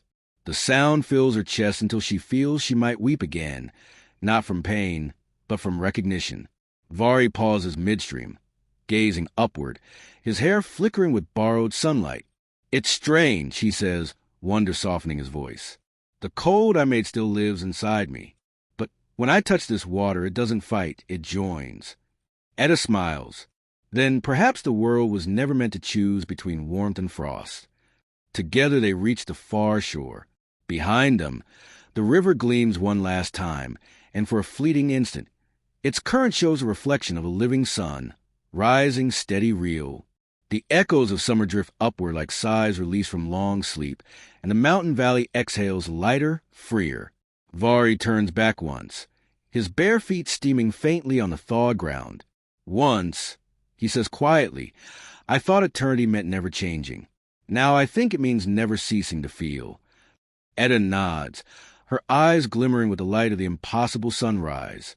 "Then we'll keep walking," she says, "until even the cold remembers how to love." Etta frees Skari. The warband's leader reveals a scar that never healed. His creed was born from fear of weeping. The battlefield lies quiet, too quiet, as though sound itself fears to trespass. The last of the snow stills midair, frozen in its descent, suspended between breath and silence. In that fragile hush, Etta kneels beside Skari. The cords of frost binding him pulse faintly, alive and cruel. Each time the wolf breathes, the ice contracts, feeding on his warmth. Etta presses her palms to the bonds. They hiss in protest, her skin searing, the heat of her touch warring against the cold that created them. "Easy," she whispers. "The frost only wants what it fears, motion." She exhales slowly, the same way she once read the runes of air. Her breath glows, threading through the ice like dawn through fog. The cords loosen, then melt into vapor. Skari stirs, shivering, his fur steaming faintly. He rises, limping but unbroken, and presses his head to her shoulder. The moment his breath touches her cheek, the air around them warms. The raven cries once from above, a sharp, approving sound. Across the clearing, the warband watches in stillness. Their leader steps forward, the same man who had once promised her the end of grief. His mask is cracked in the battle's chaos. It hangs loose, showing how to face carved by wind and years. The exposed skin is pale, but not lifeless. Its veins trace faint blue lines that pulse weakly with the rhythm of blood that forgot how to flow freely. "You fight as though sorrow were sacred," he says, his voice trembling in the silence that follows. "But it devours everything it touches." Etta stands, Skari beside her, Varia's shadow of living light behind them both. "Only when it's caged," she replies. "You built your creed to bury pain, not heal it. That's why it keeps returning." The leader's eyes narrow. "You think I did not know pain?" He reaches up and tears away the mask. Beneath it, the truth gleams raw. A scar runs from his temple to his jaw, deep and dark as a seam in broken ice. It glows faintly, not with life but with a residue of grief refused. The flesh around it is cold, almost translucent. "I was a boy when winter took my kin," he says, voice breaking at last. "The storm was cruel and patient. I buried them with my hands until my fingers split. When it was done, I swore I'd never cry again. That night, my tears froze on my face and burned this mark into me." He touches the scar gently, as though uncertain it's still real. "I thought if I stopped weeping, I'd stop hurting. I gathered others who thought the same. Together we built a great quiet, a world where no one would suffer again. But the silence grew heavier than sorrow ever was." Vari's light flickers softly, sympathetic. "Even the gods have tried that lie," he says. "To end pain by ending feeling. It always births colder prisons." The leader's voice drops to a whisper. "Then what am I if not my vow?" Etta steps closer, her breath curling between them like smoke. "You are what the vow couldn't kill. The part that still aches when you hear the wind cry. The scar isn't punishment, its memory refusing to vanish." He stares at her, and for the first time, something human flickers in his gaze. His mouth trembles, a tiny fracture in decades of restraint. "I don't remember how," he admits. Etta reaches out. Her hand hovers near his cheek. Not touching, but close enough for warmth to bridge the gap. You don't remember how to weep, she says softly, because you buried the reason you ever wanted to. A tremor runs through the air. Snow begins to fall again, gently this time. Each flake catches alight and dissolves before touching ground. The leader's breath comes faster, his chest rising unevenly. The first tear forms, small, uncertain, and when it falls, it does not freeze. The mountain exhales with him. The war band's weapons lower. One by one, their masks crack and crumble, revealing faces dazed by sudden vulnerability. Vari's voice echoes low, filled with quiet pride. The silence breaks itself. Etta smiles, eyes bright with both sorrow and relief. Not breaks, she corrects. Unfolds. The leader nods once, tears mingling with melting snow. He kneels, bowing his head not in defeat but in release. And as the great quiet dissolves into sound of breathing, of thawing, of the earth remembering its pulse, Etta knows that grief has finally done what silence never could. It has made the world alive. The old rhyme man returns, offers antlers as bridges. With them, Vari may cross into mortal mornings without flooding them. He comes at twilight, where color loses certainty and everything is briefly both shadow and light. The air smells of thawing stone, of endings turning into beginnings. Frost blooms on the edges of leaves, as if to remember itself one last time. Etta feels a change before she sees him. The hush, the faint sound like slow applause of ice forming in reverse. Then the old man steps from the mist, exactly as before, though smaller somehow, as though each thaw has worn him thinner.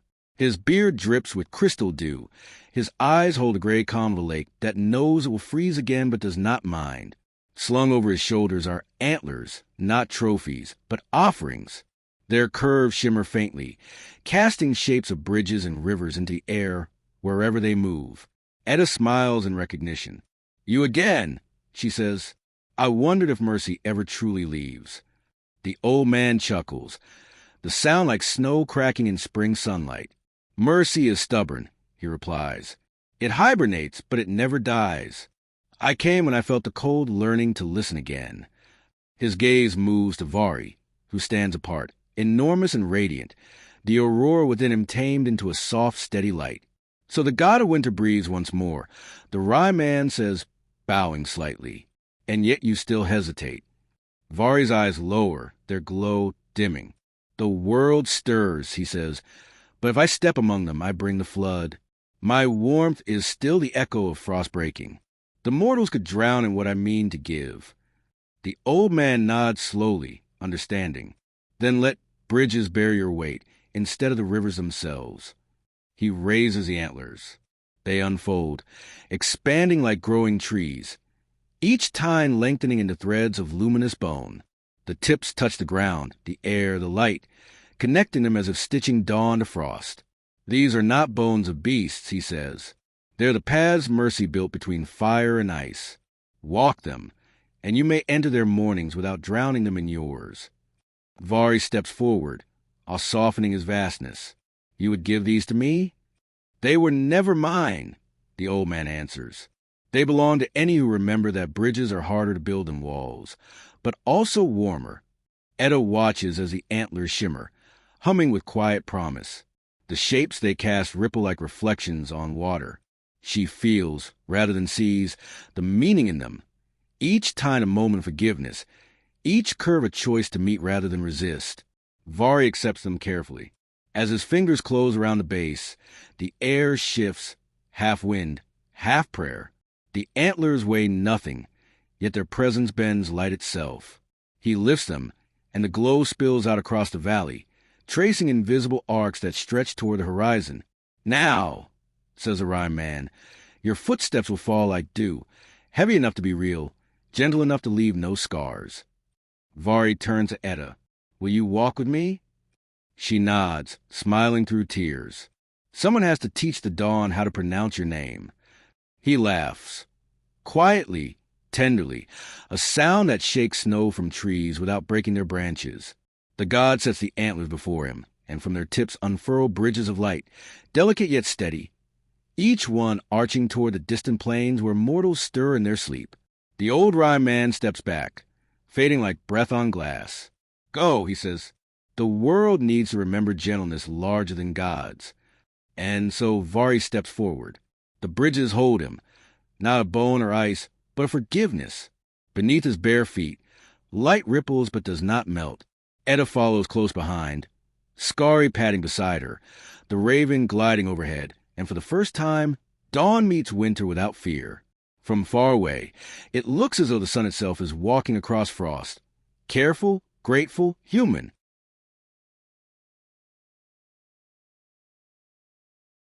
A hidden hall holds globes of uncried grief. The war band seeks to smash them into eternal frost. Etta stands in the door.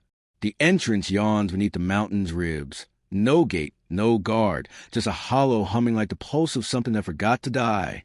Etta feels it before she sees it, a slow vibration underfoot, the kind of sound sorrow makes when it grows too heavy to move. Inside, pale spheres float in the air, thousands of them, each glowing faintly from within. They drift weightless, tethered to nothing, murmuring softly as if dreaming. Vari explains in a voice nearly reverent. These are griefs never wept. Each belongs to a life that swallowed its own ache. They wait to be mourned. The light from the globe shifts with their closeness. Blue for loss of love, silver for loss of self, gold for griefs unnamed but no less sharp. The hall feels infinite. Skari whines softly, ears flattened. Even the wolf knows this is sacred ground, but the stillness shatters with a familiar chill. A wind slides in from the tunnel behind them, metallic, measured, merciless. The war band has found the hall. They march two abreast, faces newly unmasked but colder than ever, their eyes lit by zeal and dread. Their leader, his scar now pale as moonlight, his voice stripped of tremor, steps forward, raising a blade forged from pure silence. "Here lies the last contagion," he declares. "Every unwept sorrow keeps the world bound to weakness. Smash them, and the quiet will reign forever." The globes quiver at his words, their light flickering like frightened hearts. Etta moves instinctively, planting herself between the soldiers and the hall's trembling glow. The braided cord at her wrist glows faintly again, humming with the breath she tied to her name long ago. "You would freeze what only needs to thaw," she says. "Each of these holds a story unfinished. Break them, and you unmake the hearts that once dared to feel." The leader lifts his weapon, better broken than burning. Grief is a sickness of motion. "Then let me be the fever that cures it," Etta answers. Her voice does not rise, but the air bends around it. The soldiers advance. For a moment, the hall feels smaller, suffocating. The first of them swings a hammer toward the nearest globe, and it sings, not in defense, but in recognition. The note cuts through the air like light through fog. One by one, the other globes begin to tremble and resonate, their hum swelling into harmony. The hall fills with the sound of human sorrow, gentle, endless, alive. The air vibrates until even the frost underfoot begins to melt. The soldiers falter. Their blades tremble in their hands. The leader shouts something lost beneath the crescendo, his voice cracking like ice under thaw. Etta stands firm, every word of her defiance carried now by the chorus behind her. You cannot silence what has finally learned to speak. She spreads her arms, palms open, and exhales. The runes she once learned flare back to life. Containment, continuance, reverence, spiraling outward from her breath. The symbols drift to the floating globes, encircling them in delicate threads of motion. Instead of shattering, they begin to rise higher, out of reach, their light brightening until it blinds a hall. When the glare fades, the globes are gone, vanish into the air, freed from waiting. Only their warmth remains, pooling around the stones like dawn spilled indoors. The leader falls to his knees, weapon gone slack. Tears streak his face, steaming where they meet the light. His soldiers drop their arms, dazed, their bodies trembling as if remembering how to feel again. Etta lowers her hands, exhausted. The hall is silent once more, but it's no longer a silence of suppression. It's the hush after music, the pause between heartbeats. Vari places a hand on her shoulder. "You've done what even gods feared," he says softly. You've taught grief how to sing itself free. Outside, the mountain rumbles, not in anger, but in release. The snow above shifts, melts, and flows. And as the first sunlight filters through the cracks, the war band's leader whispers, half in awe, half in surrender. It was never silence we needed. It was courage enough to listen. Etta teaches Vari to count breaths between sobs. Clouds thin. Sun tastes the edge of the world like a cautious guest. They sit together at the lip of dawn, where the thawing air smells faintly of minerals and hope. The battle and its silence lie behind them. Ahead, a trembling horizon glows like a held breath before speech. Vari's vast frame is folded close. His ribs of light dim to the color of pearl. He trembles, not from cold, but from the strange weight of feeling. Etta kneels before him, her cloak trailing in wet snow. "Breathe with me," she says gently. "I have never had to," he admits, voice low and uncertain. "The wind was once my breath. It did not pause." "Then learn," she murmurs. "The pause is where living happens." She places a hand on his chest. Beneath her palm, the aurora trapped within him flickers, chaotic, uneven. She whispers, "Hold. Count 1. He inhales a long, shaking breath that draws mist through the air like silk. "Out," she says. "Count 2. He exhales, and the valley exhales with him.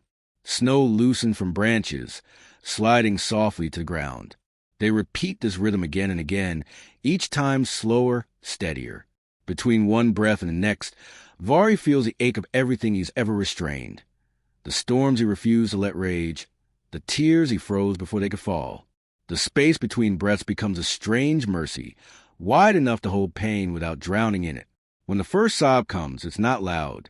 It's a sound as old as the sky remembering rain. His shoulders shake, light leaking through the cracks of his ribs like dawn through clouds. The earth beneath them warms, water running thin and quick beneath the snow. Etta keeps count softly. 1, 2, 1, 2. Each number steadies him, anchors him in rhythm instead of grief. The sobs don't stop, they become breathing. "Do not fear this," she tells him. "You're not breaking, you're moving." Vari lifts his face, eyes bright as glaciers seen through tears. "I thought I was the keeper's stillness." "You were," she says. "Now you're its release." Above them, the clouds begin to thin, their edges gilded with cautious light. The sun peeks over the horizon, tentative as a traveler unsure welcome.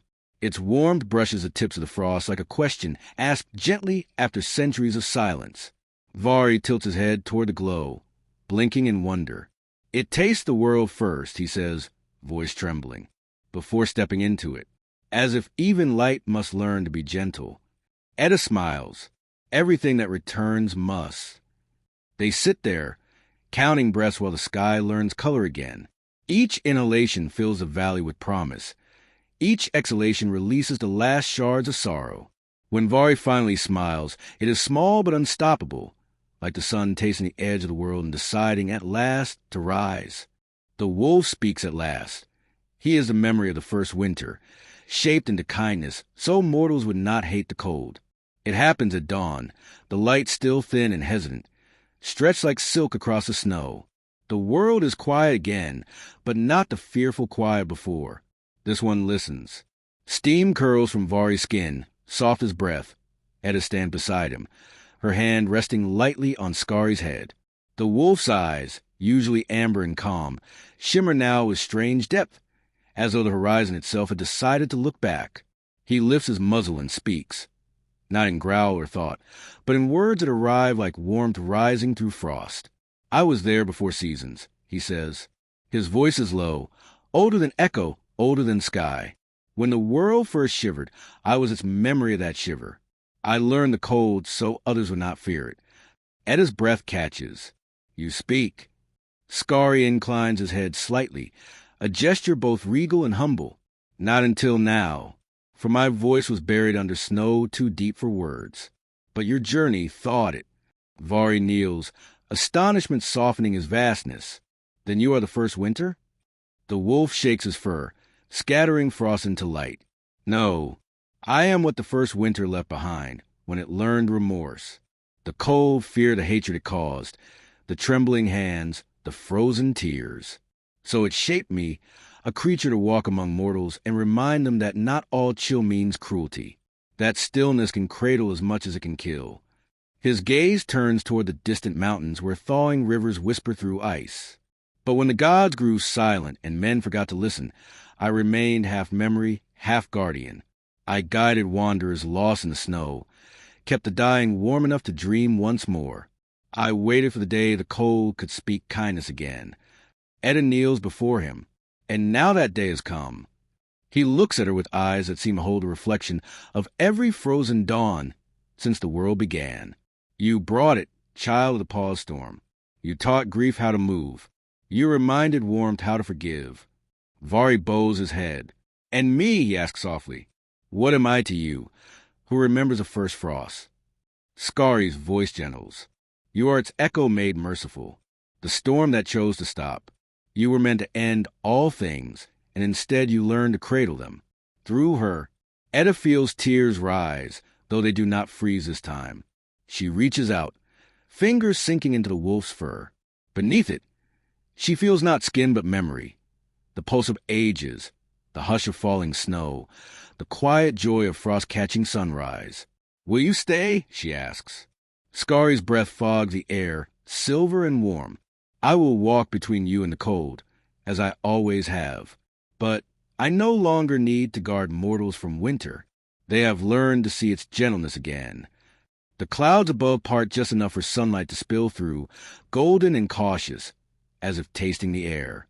It touches Vari's shoulders, then Edda's hair, then settles on Skari's fur, gilding him in mourning. He closes his eyes and sighs. Even the sun has learned to tread softly. The wind rises, carrying his words across the valley. The last snow glitters, not as a threat, but as remembrance. And for a long moment, the three of them, mortal, God, and memory, simply breathe together. Then Skari opens his eyes, their light steady and knowing. Remember this, he says. Winter was never the enemy.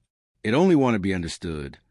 And with that, the wolf turns toward the horizon and walks into the brightness, each step leaving no track, only warmth where frost once reigned. Edda and the war band's cantor trade songs, hers wavering but human, his perfect and killing. Imperfection wins. They meet in the hollow where the hall of grief once stood, now only wind and meltwater, and light that has forgotten how to fall straight. The war band gathers behind their cantor, a tall figure draped in sheets of frozen sound. His mouth is hidden by a veil of glass that trembles with the smallest breath. When he inhales, the air itself holds still, afraid to move. Vari stands far back, watching, every muscle in his vast body poised. Skari sits at Edda's side, hackles rising, amber eyes fixed on the cantor as though recognizing a rival's silence. The man steps forward, voice calm as moonlight on ice. We will not fight, he says. We will sing. Let the true harmony decide. Edda nods. So be it. The cantor raises his hand. His followers lower their heads.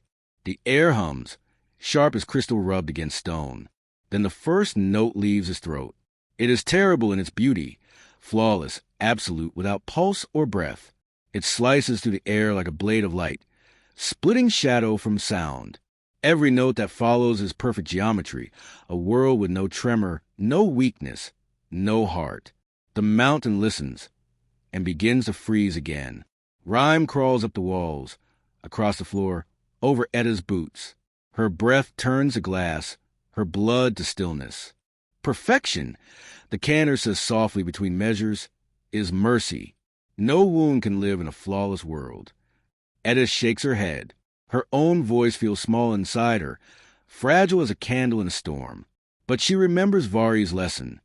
The count between breaths, the trembling that kept life alive. She closes her eyes and begins to sing. At first it is nothing but a quiver. Her tone wavers, breaks, reforms. She misses pitches. Her rhythm stumbles. Yet every mistake carries warmth. Every fracture breathes. The sound moves not as a straight line, but as a heartbeat, uneven, human, alive. The war band sneers, yet something shifts in their stance. The perfection of the cantor's song meets the imperfection of hers, and the air wavers where the two collide. His notes strike like blades. Hers absorb them like water, taking arrows. For every frozen chord he builds, she melts it with a breath too full of ache to be pure. Stop, he commands, but his pitch falters for the first time. The veil before his mouth cracks. Blood blooms where sound has cut him from within. Etta's voice rises, not loud but steadfast. It carries laughter, tears, the sound of all things that dare to live badly but beautifully. Her song widens. The ice around them begins to drip. One note slips sharp, another flat, and the imperfection ripples outward until even the mountain hums along. The cantor falls to his knees. His song collapses into silence. Around him, the war band lowers their weapons, covering their ears not in pain, but in awe. Vari steps forward. His eyes glow with the color of dawn through mist. Perfection stops the world, he says. She made it move again. Etta finishes her song with a long exhale that turns to mist, then to nothing. The silence that follows is not dead. It breathes. The snow sighs. The wind murmurs. Skari howls once in harmony. The cantor looks up at her, tears freezing halfway down his cheeks. "How did you win?" he whispers. Etta kneels, offering her hand. "Because the world was never meant to be flawless," she says. "Only whole." He hesitates, then takes her hand. The glass of his veil falls away, shattering into harmless shards that dissolve before touching ground. The frost retreats. The mountain glows faintly, alive again. And as the sun spills its first true warmth across the valley, Etta's trembling voice lingers in the air. Proof that even imperfection, sung honestly enough, can thaw eternity. He wanted to stop time the day the first child died in snow. The world begged him not to, and he misheard. It was long before names, before seasons learned their rhythm, before warmth and cold were anything but moods of the same sky. The story had been whispered in the wind long before Etta found it. The day when grief first divided the world. Vari had watched as a small figure, one of the early children, soft and new to breath, wandered into a storm too wide for kindness. The child's laughter, once bright, became thin, then vanished into the white. When the storm cleared, the world lay motionless, its first death still fresh, raw as an unhealed song. The god of stillness could not bear it. He felt the sharp cry of the earth, the ache of the sky tightening above. "Enough," he said, his voice deep enough to still clouds. "If movement brings loss, then I shall stop it." And so he lifted his hands. The air froze mid-exhale. Rivers halted mid-reflection. The child's last breath, the one that might have gone on to become wind, hung unspent above the body. Time itself shivered, unsure whether to obey. Then the world spoke, not in words, but in the rustle of branches, in the pulse of buried roots, in the faint heartbeat of everything still wanting to live. Not this way, it pleaded. Don't end us for trying to feel. But Vari, hearing the world cry, mistook its grief for agreement. He thought it begged for stillness, not continuation. His sorrow was so large that it echoed louder than the truth beneath it. So he stopped the world. And in that instant, snow became law, silence became worship, and time folded into an endless white breath that refused to fade. For ages he kept watch over his mistake, unable to unhear what he thought the world had said. The rivers lay imprisoned under their own reflections. The trees forgot their leaves. Even grief forgot its tears. He believed he had saved creation from pain, never realizing he had also saved it from joy. Only now, standing beside Etta, does he tell her this, his voice barely more than the sigh of melting frost. "I heard its crying and thought it was surrender," he says. "I didn't know the world can weep and still wish to live." Etta looks at him with the sorrow of understanding. "You try to protect it," she whispers, "but you silence its heartbeat instead." Vari's gaze drifts toward the thawing horizon, where dawn trembles like a slow forgiveness. "And you," he says softly, "have taught me how to listen correctly." Snowfall between them, light and alive, each flake a tiny echo of that first mistake.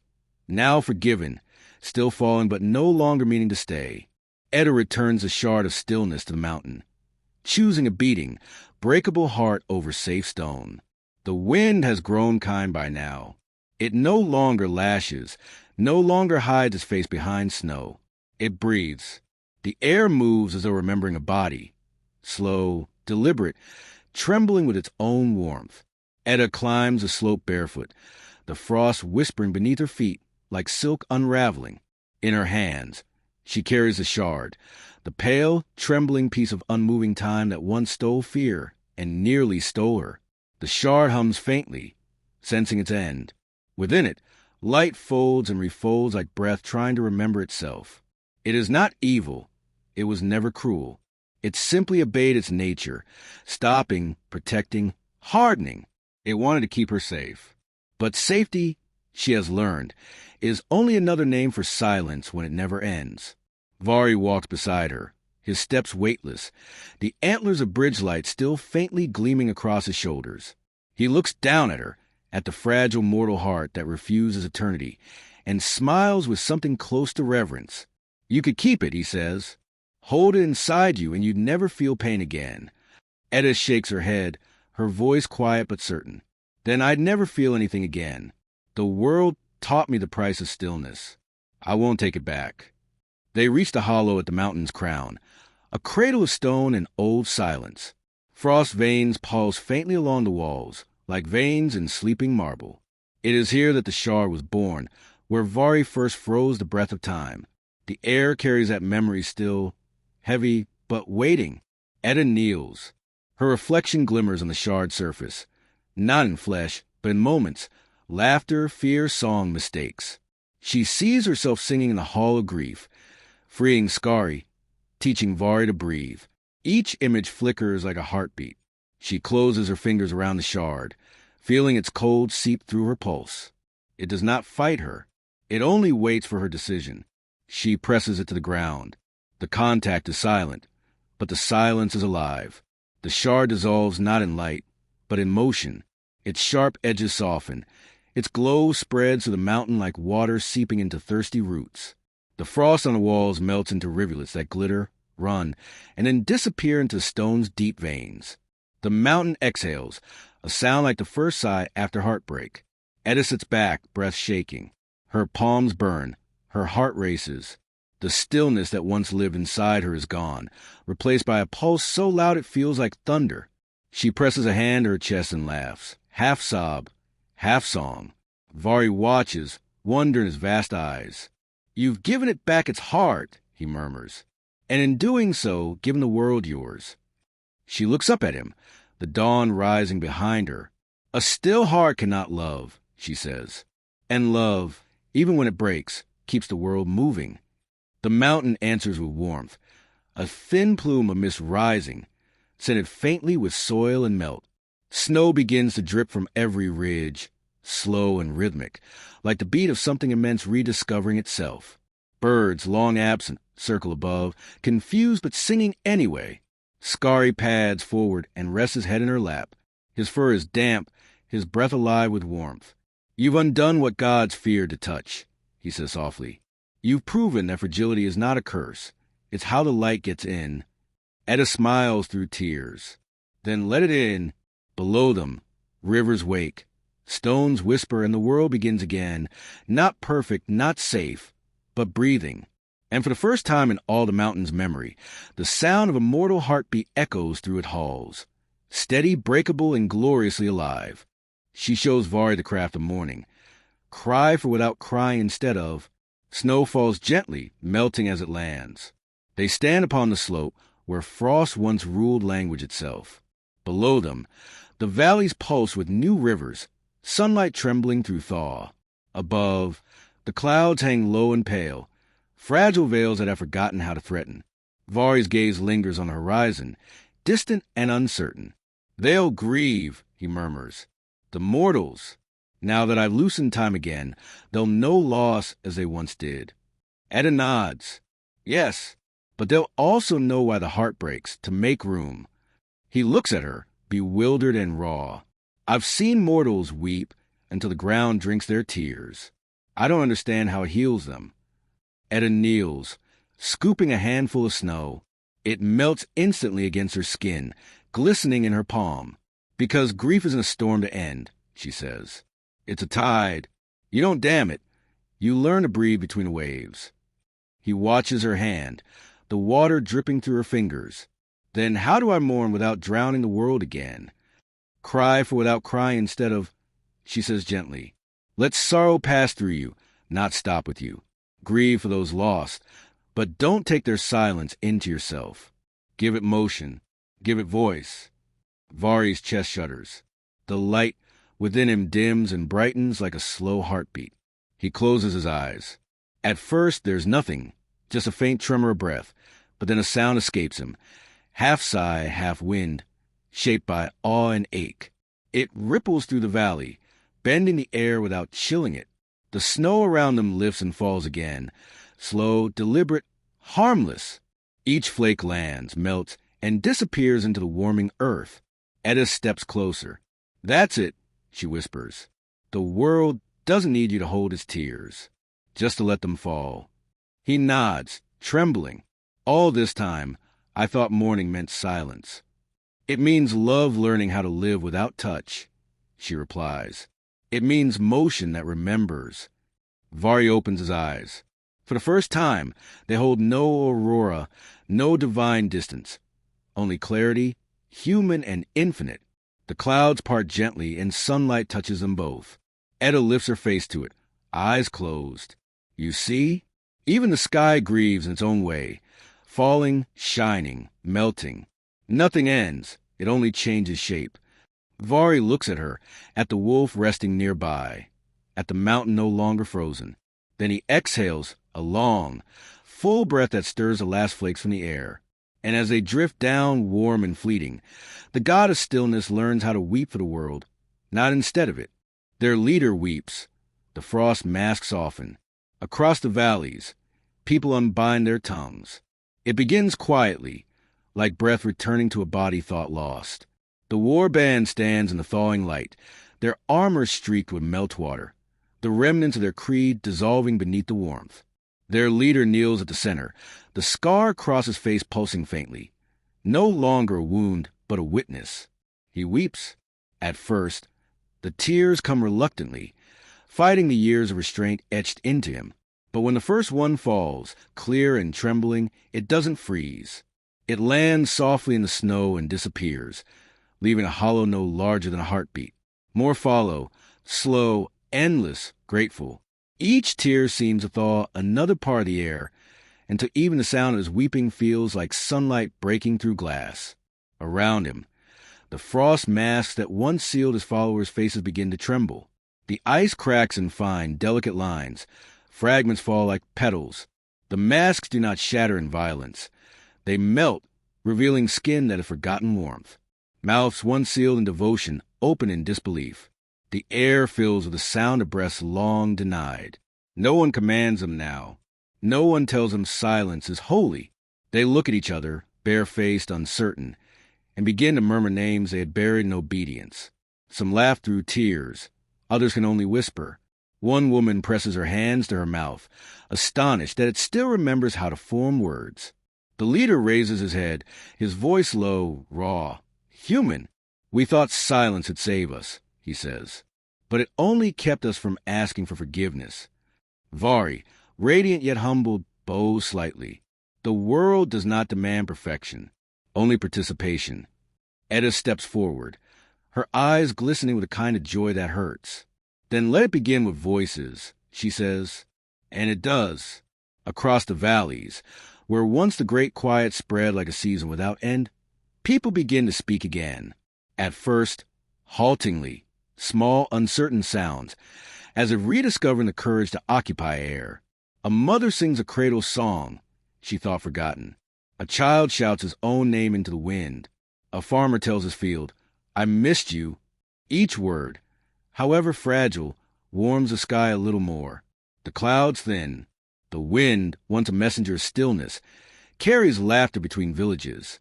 Even the ravens trade proverbs again, their black wings scattering tiny motes of light, where snow once claimed all color, from a mountaintop. Etta watches as language blooms like spring after centuries of winter. She turns to Vari, whose chest now glows with steady light. It isn't the end, she says.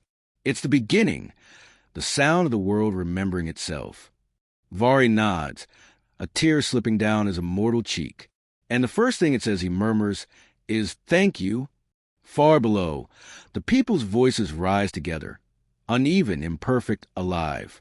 The mountain listens, the valleys echo, and the silence that once ruled learns at last what it always longed to be, music. Their leader weeps. The frost masks soften. Across the valleys, people unbind their tongues. It begins quietly, like breath returning to a body thought lost. The war band stands in the thawing light, their armor streaked with meltwater, the remnants of their creed dissolving beneath the warmth. Their leader kneels at the center, the scar across his face pulsing faintly, no longer a wound, but a witness. He weeps.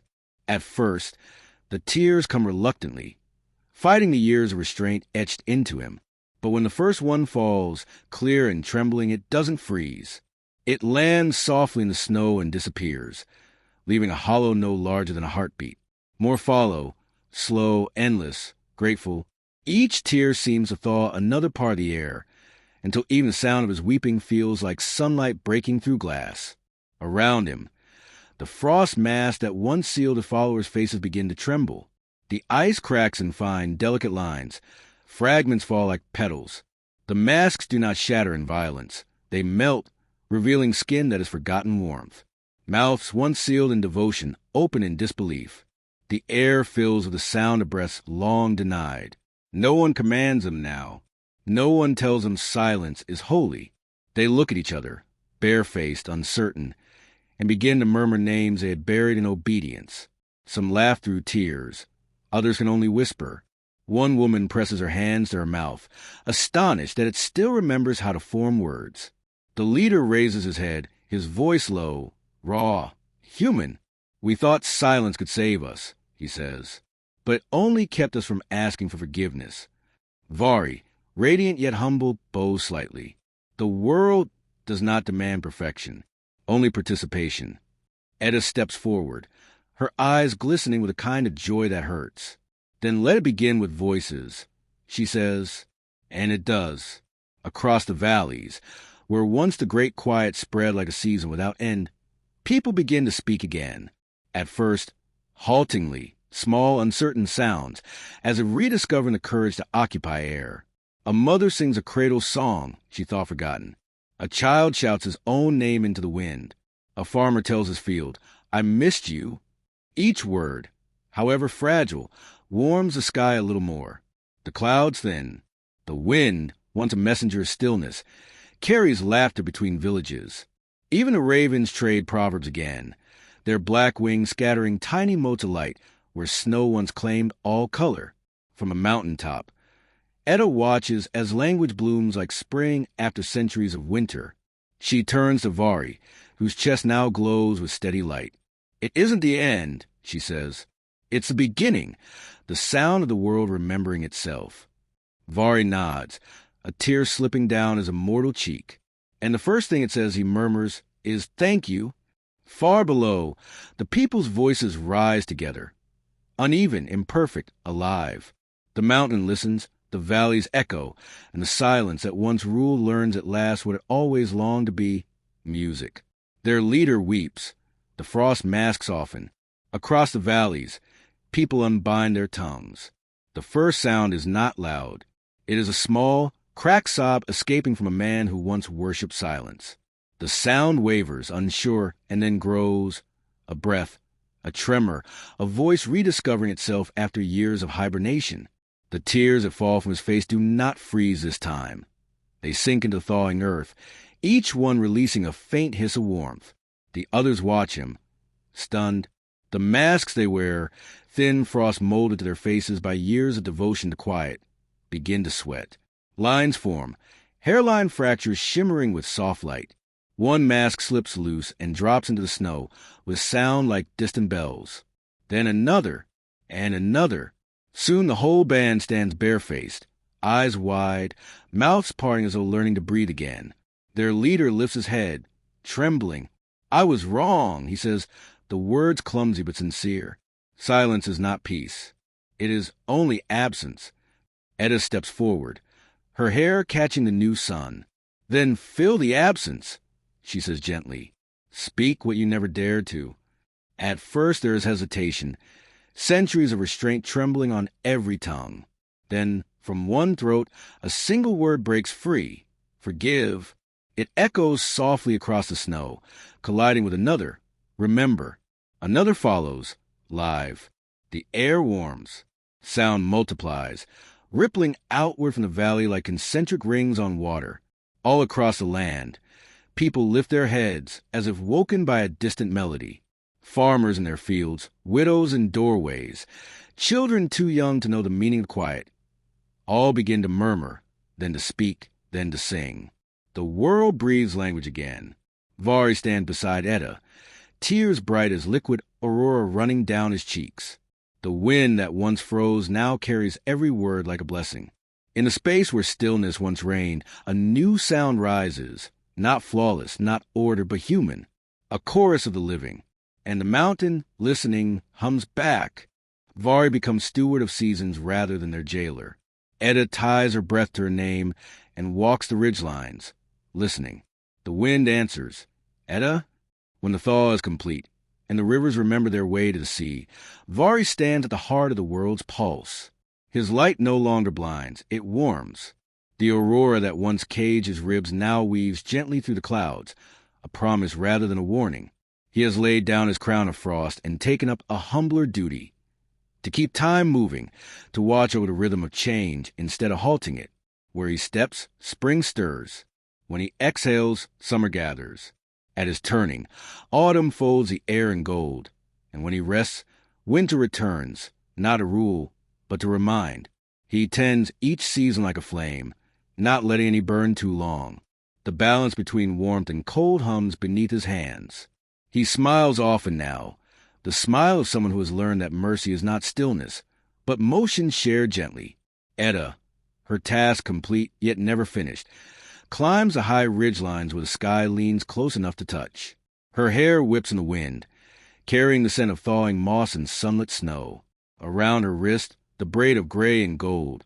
Her breath bound her name, glows faintly, pulse answering pulse. She stops where the air grows thin, the horizon trembling in blue and white.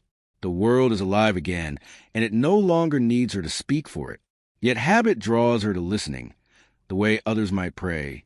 She closes her eyes and lets the wind move through her, filling her lungs, slipping between her ribs like memory returned.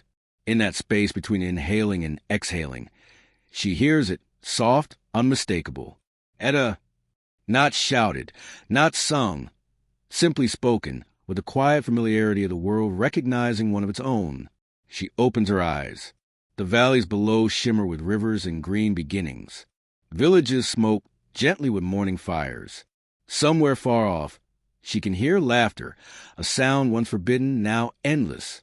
She breathes out, smiling. I'm here, she says to no one and to everything. The wind stirs again, curling around her like a friendly hand, whispering through her braid, carrying her name until it becomes part of the weather. Spoken by forests, echoed by rivers, remembered by snow. And so it continues. Vari keeping the seasons in motion, Etta walking their edges, the wind carrying her name to the turning world. When the first flake of the next winter falls, it lands softly, melts, and disappears, not forgotten, only changed. The world at last has learned how to breathe,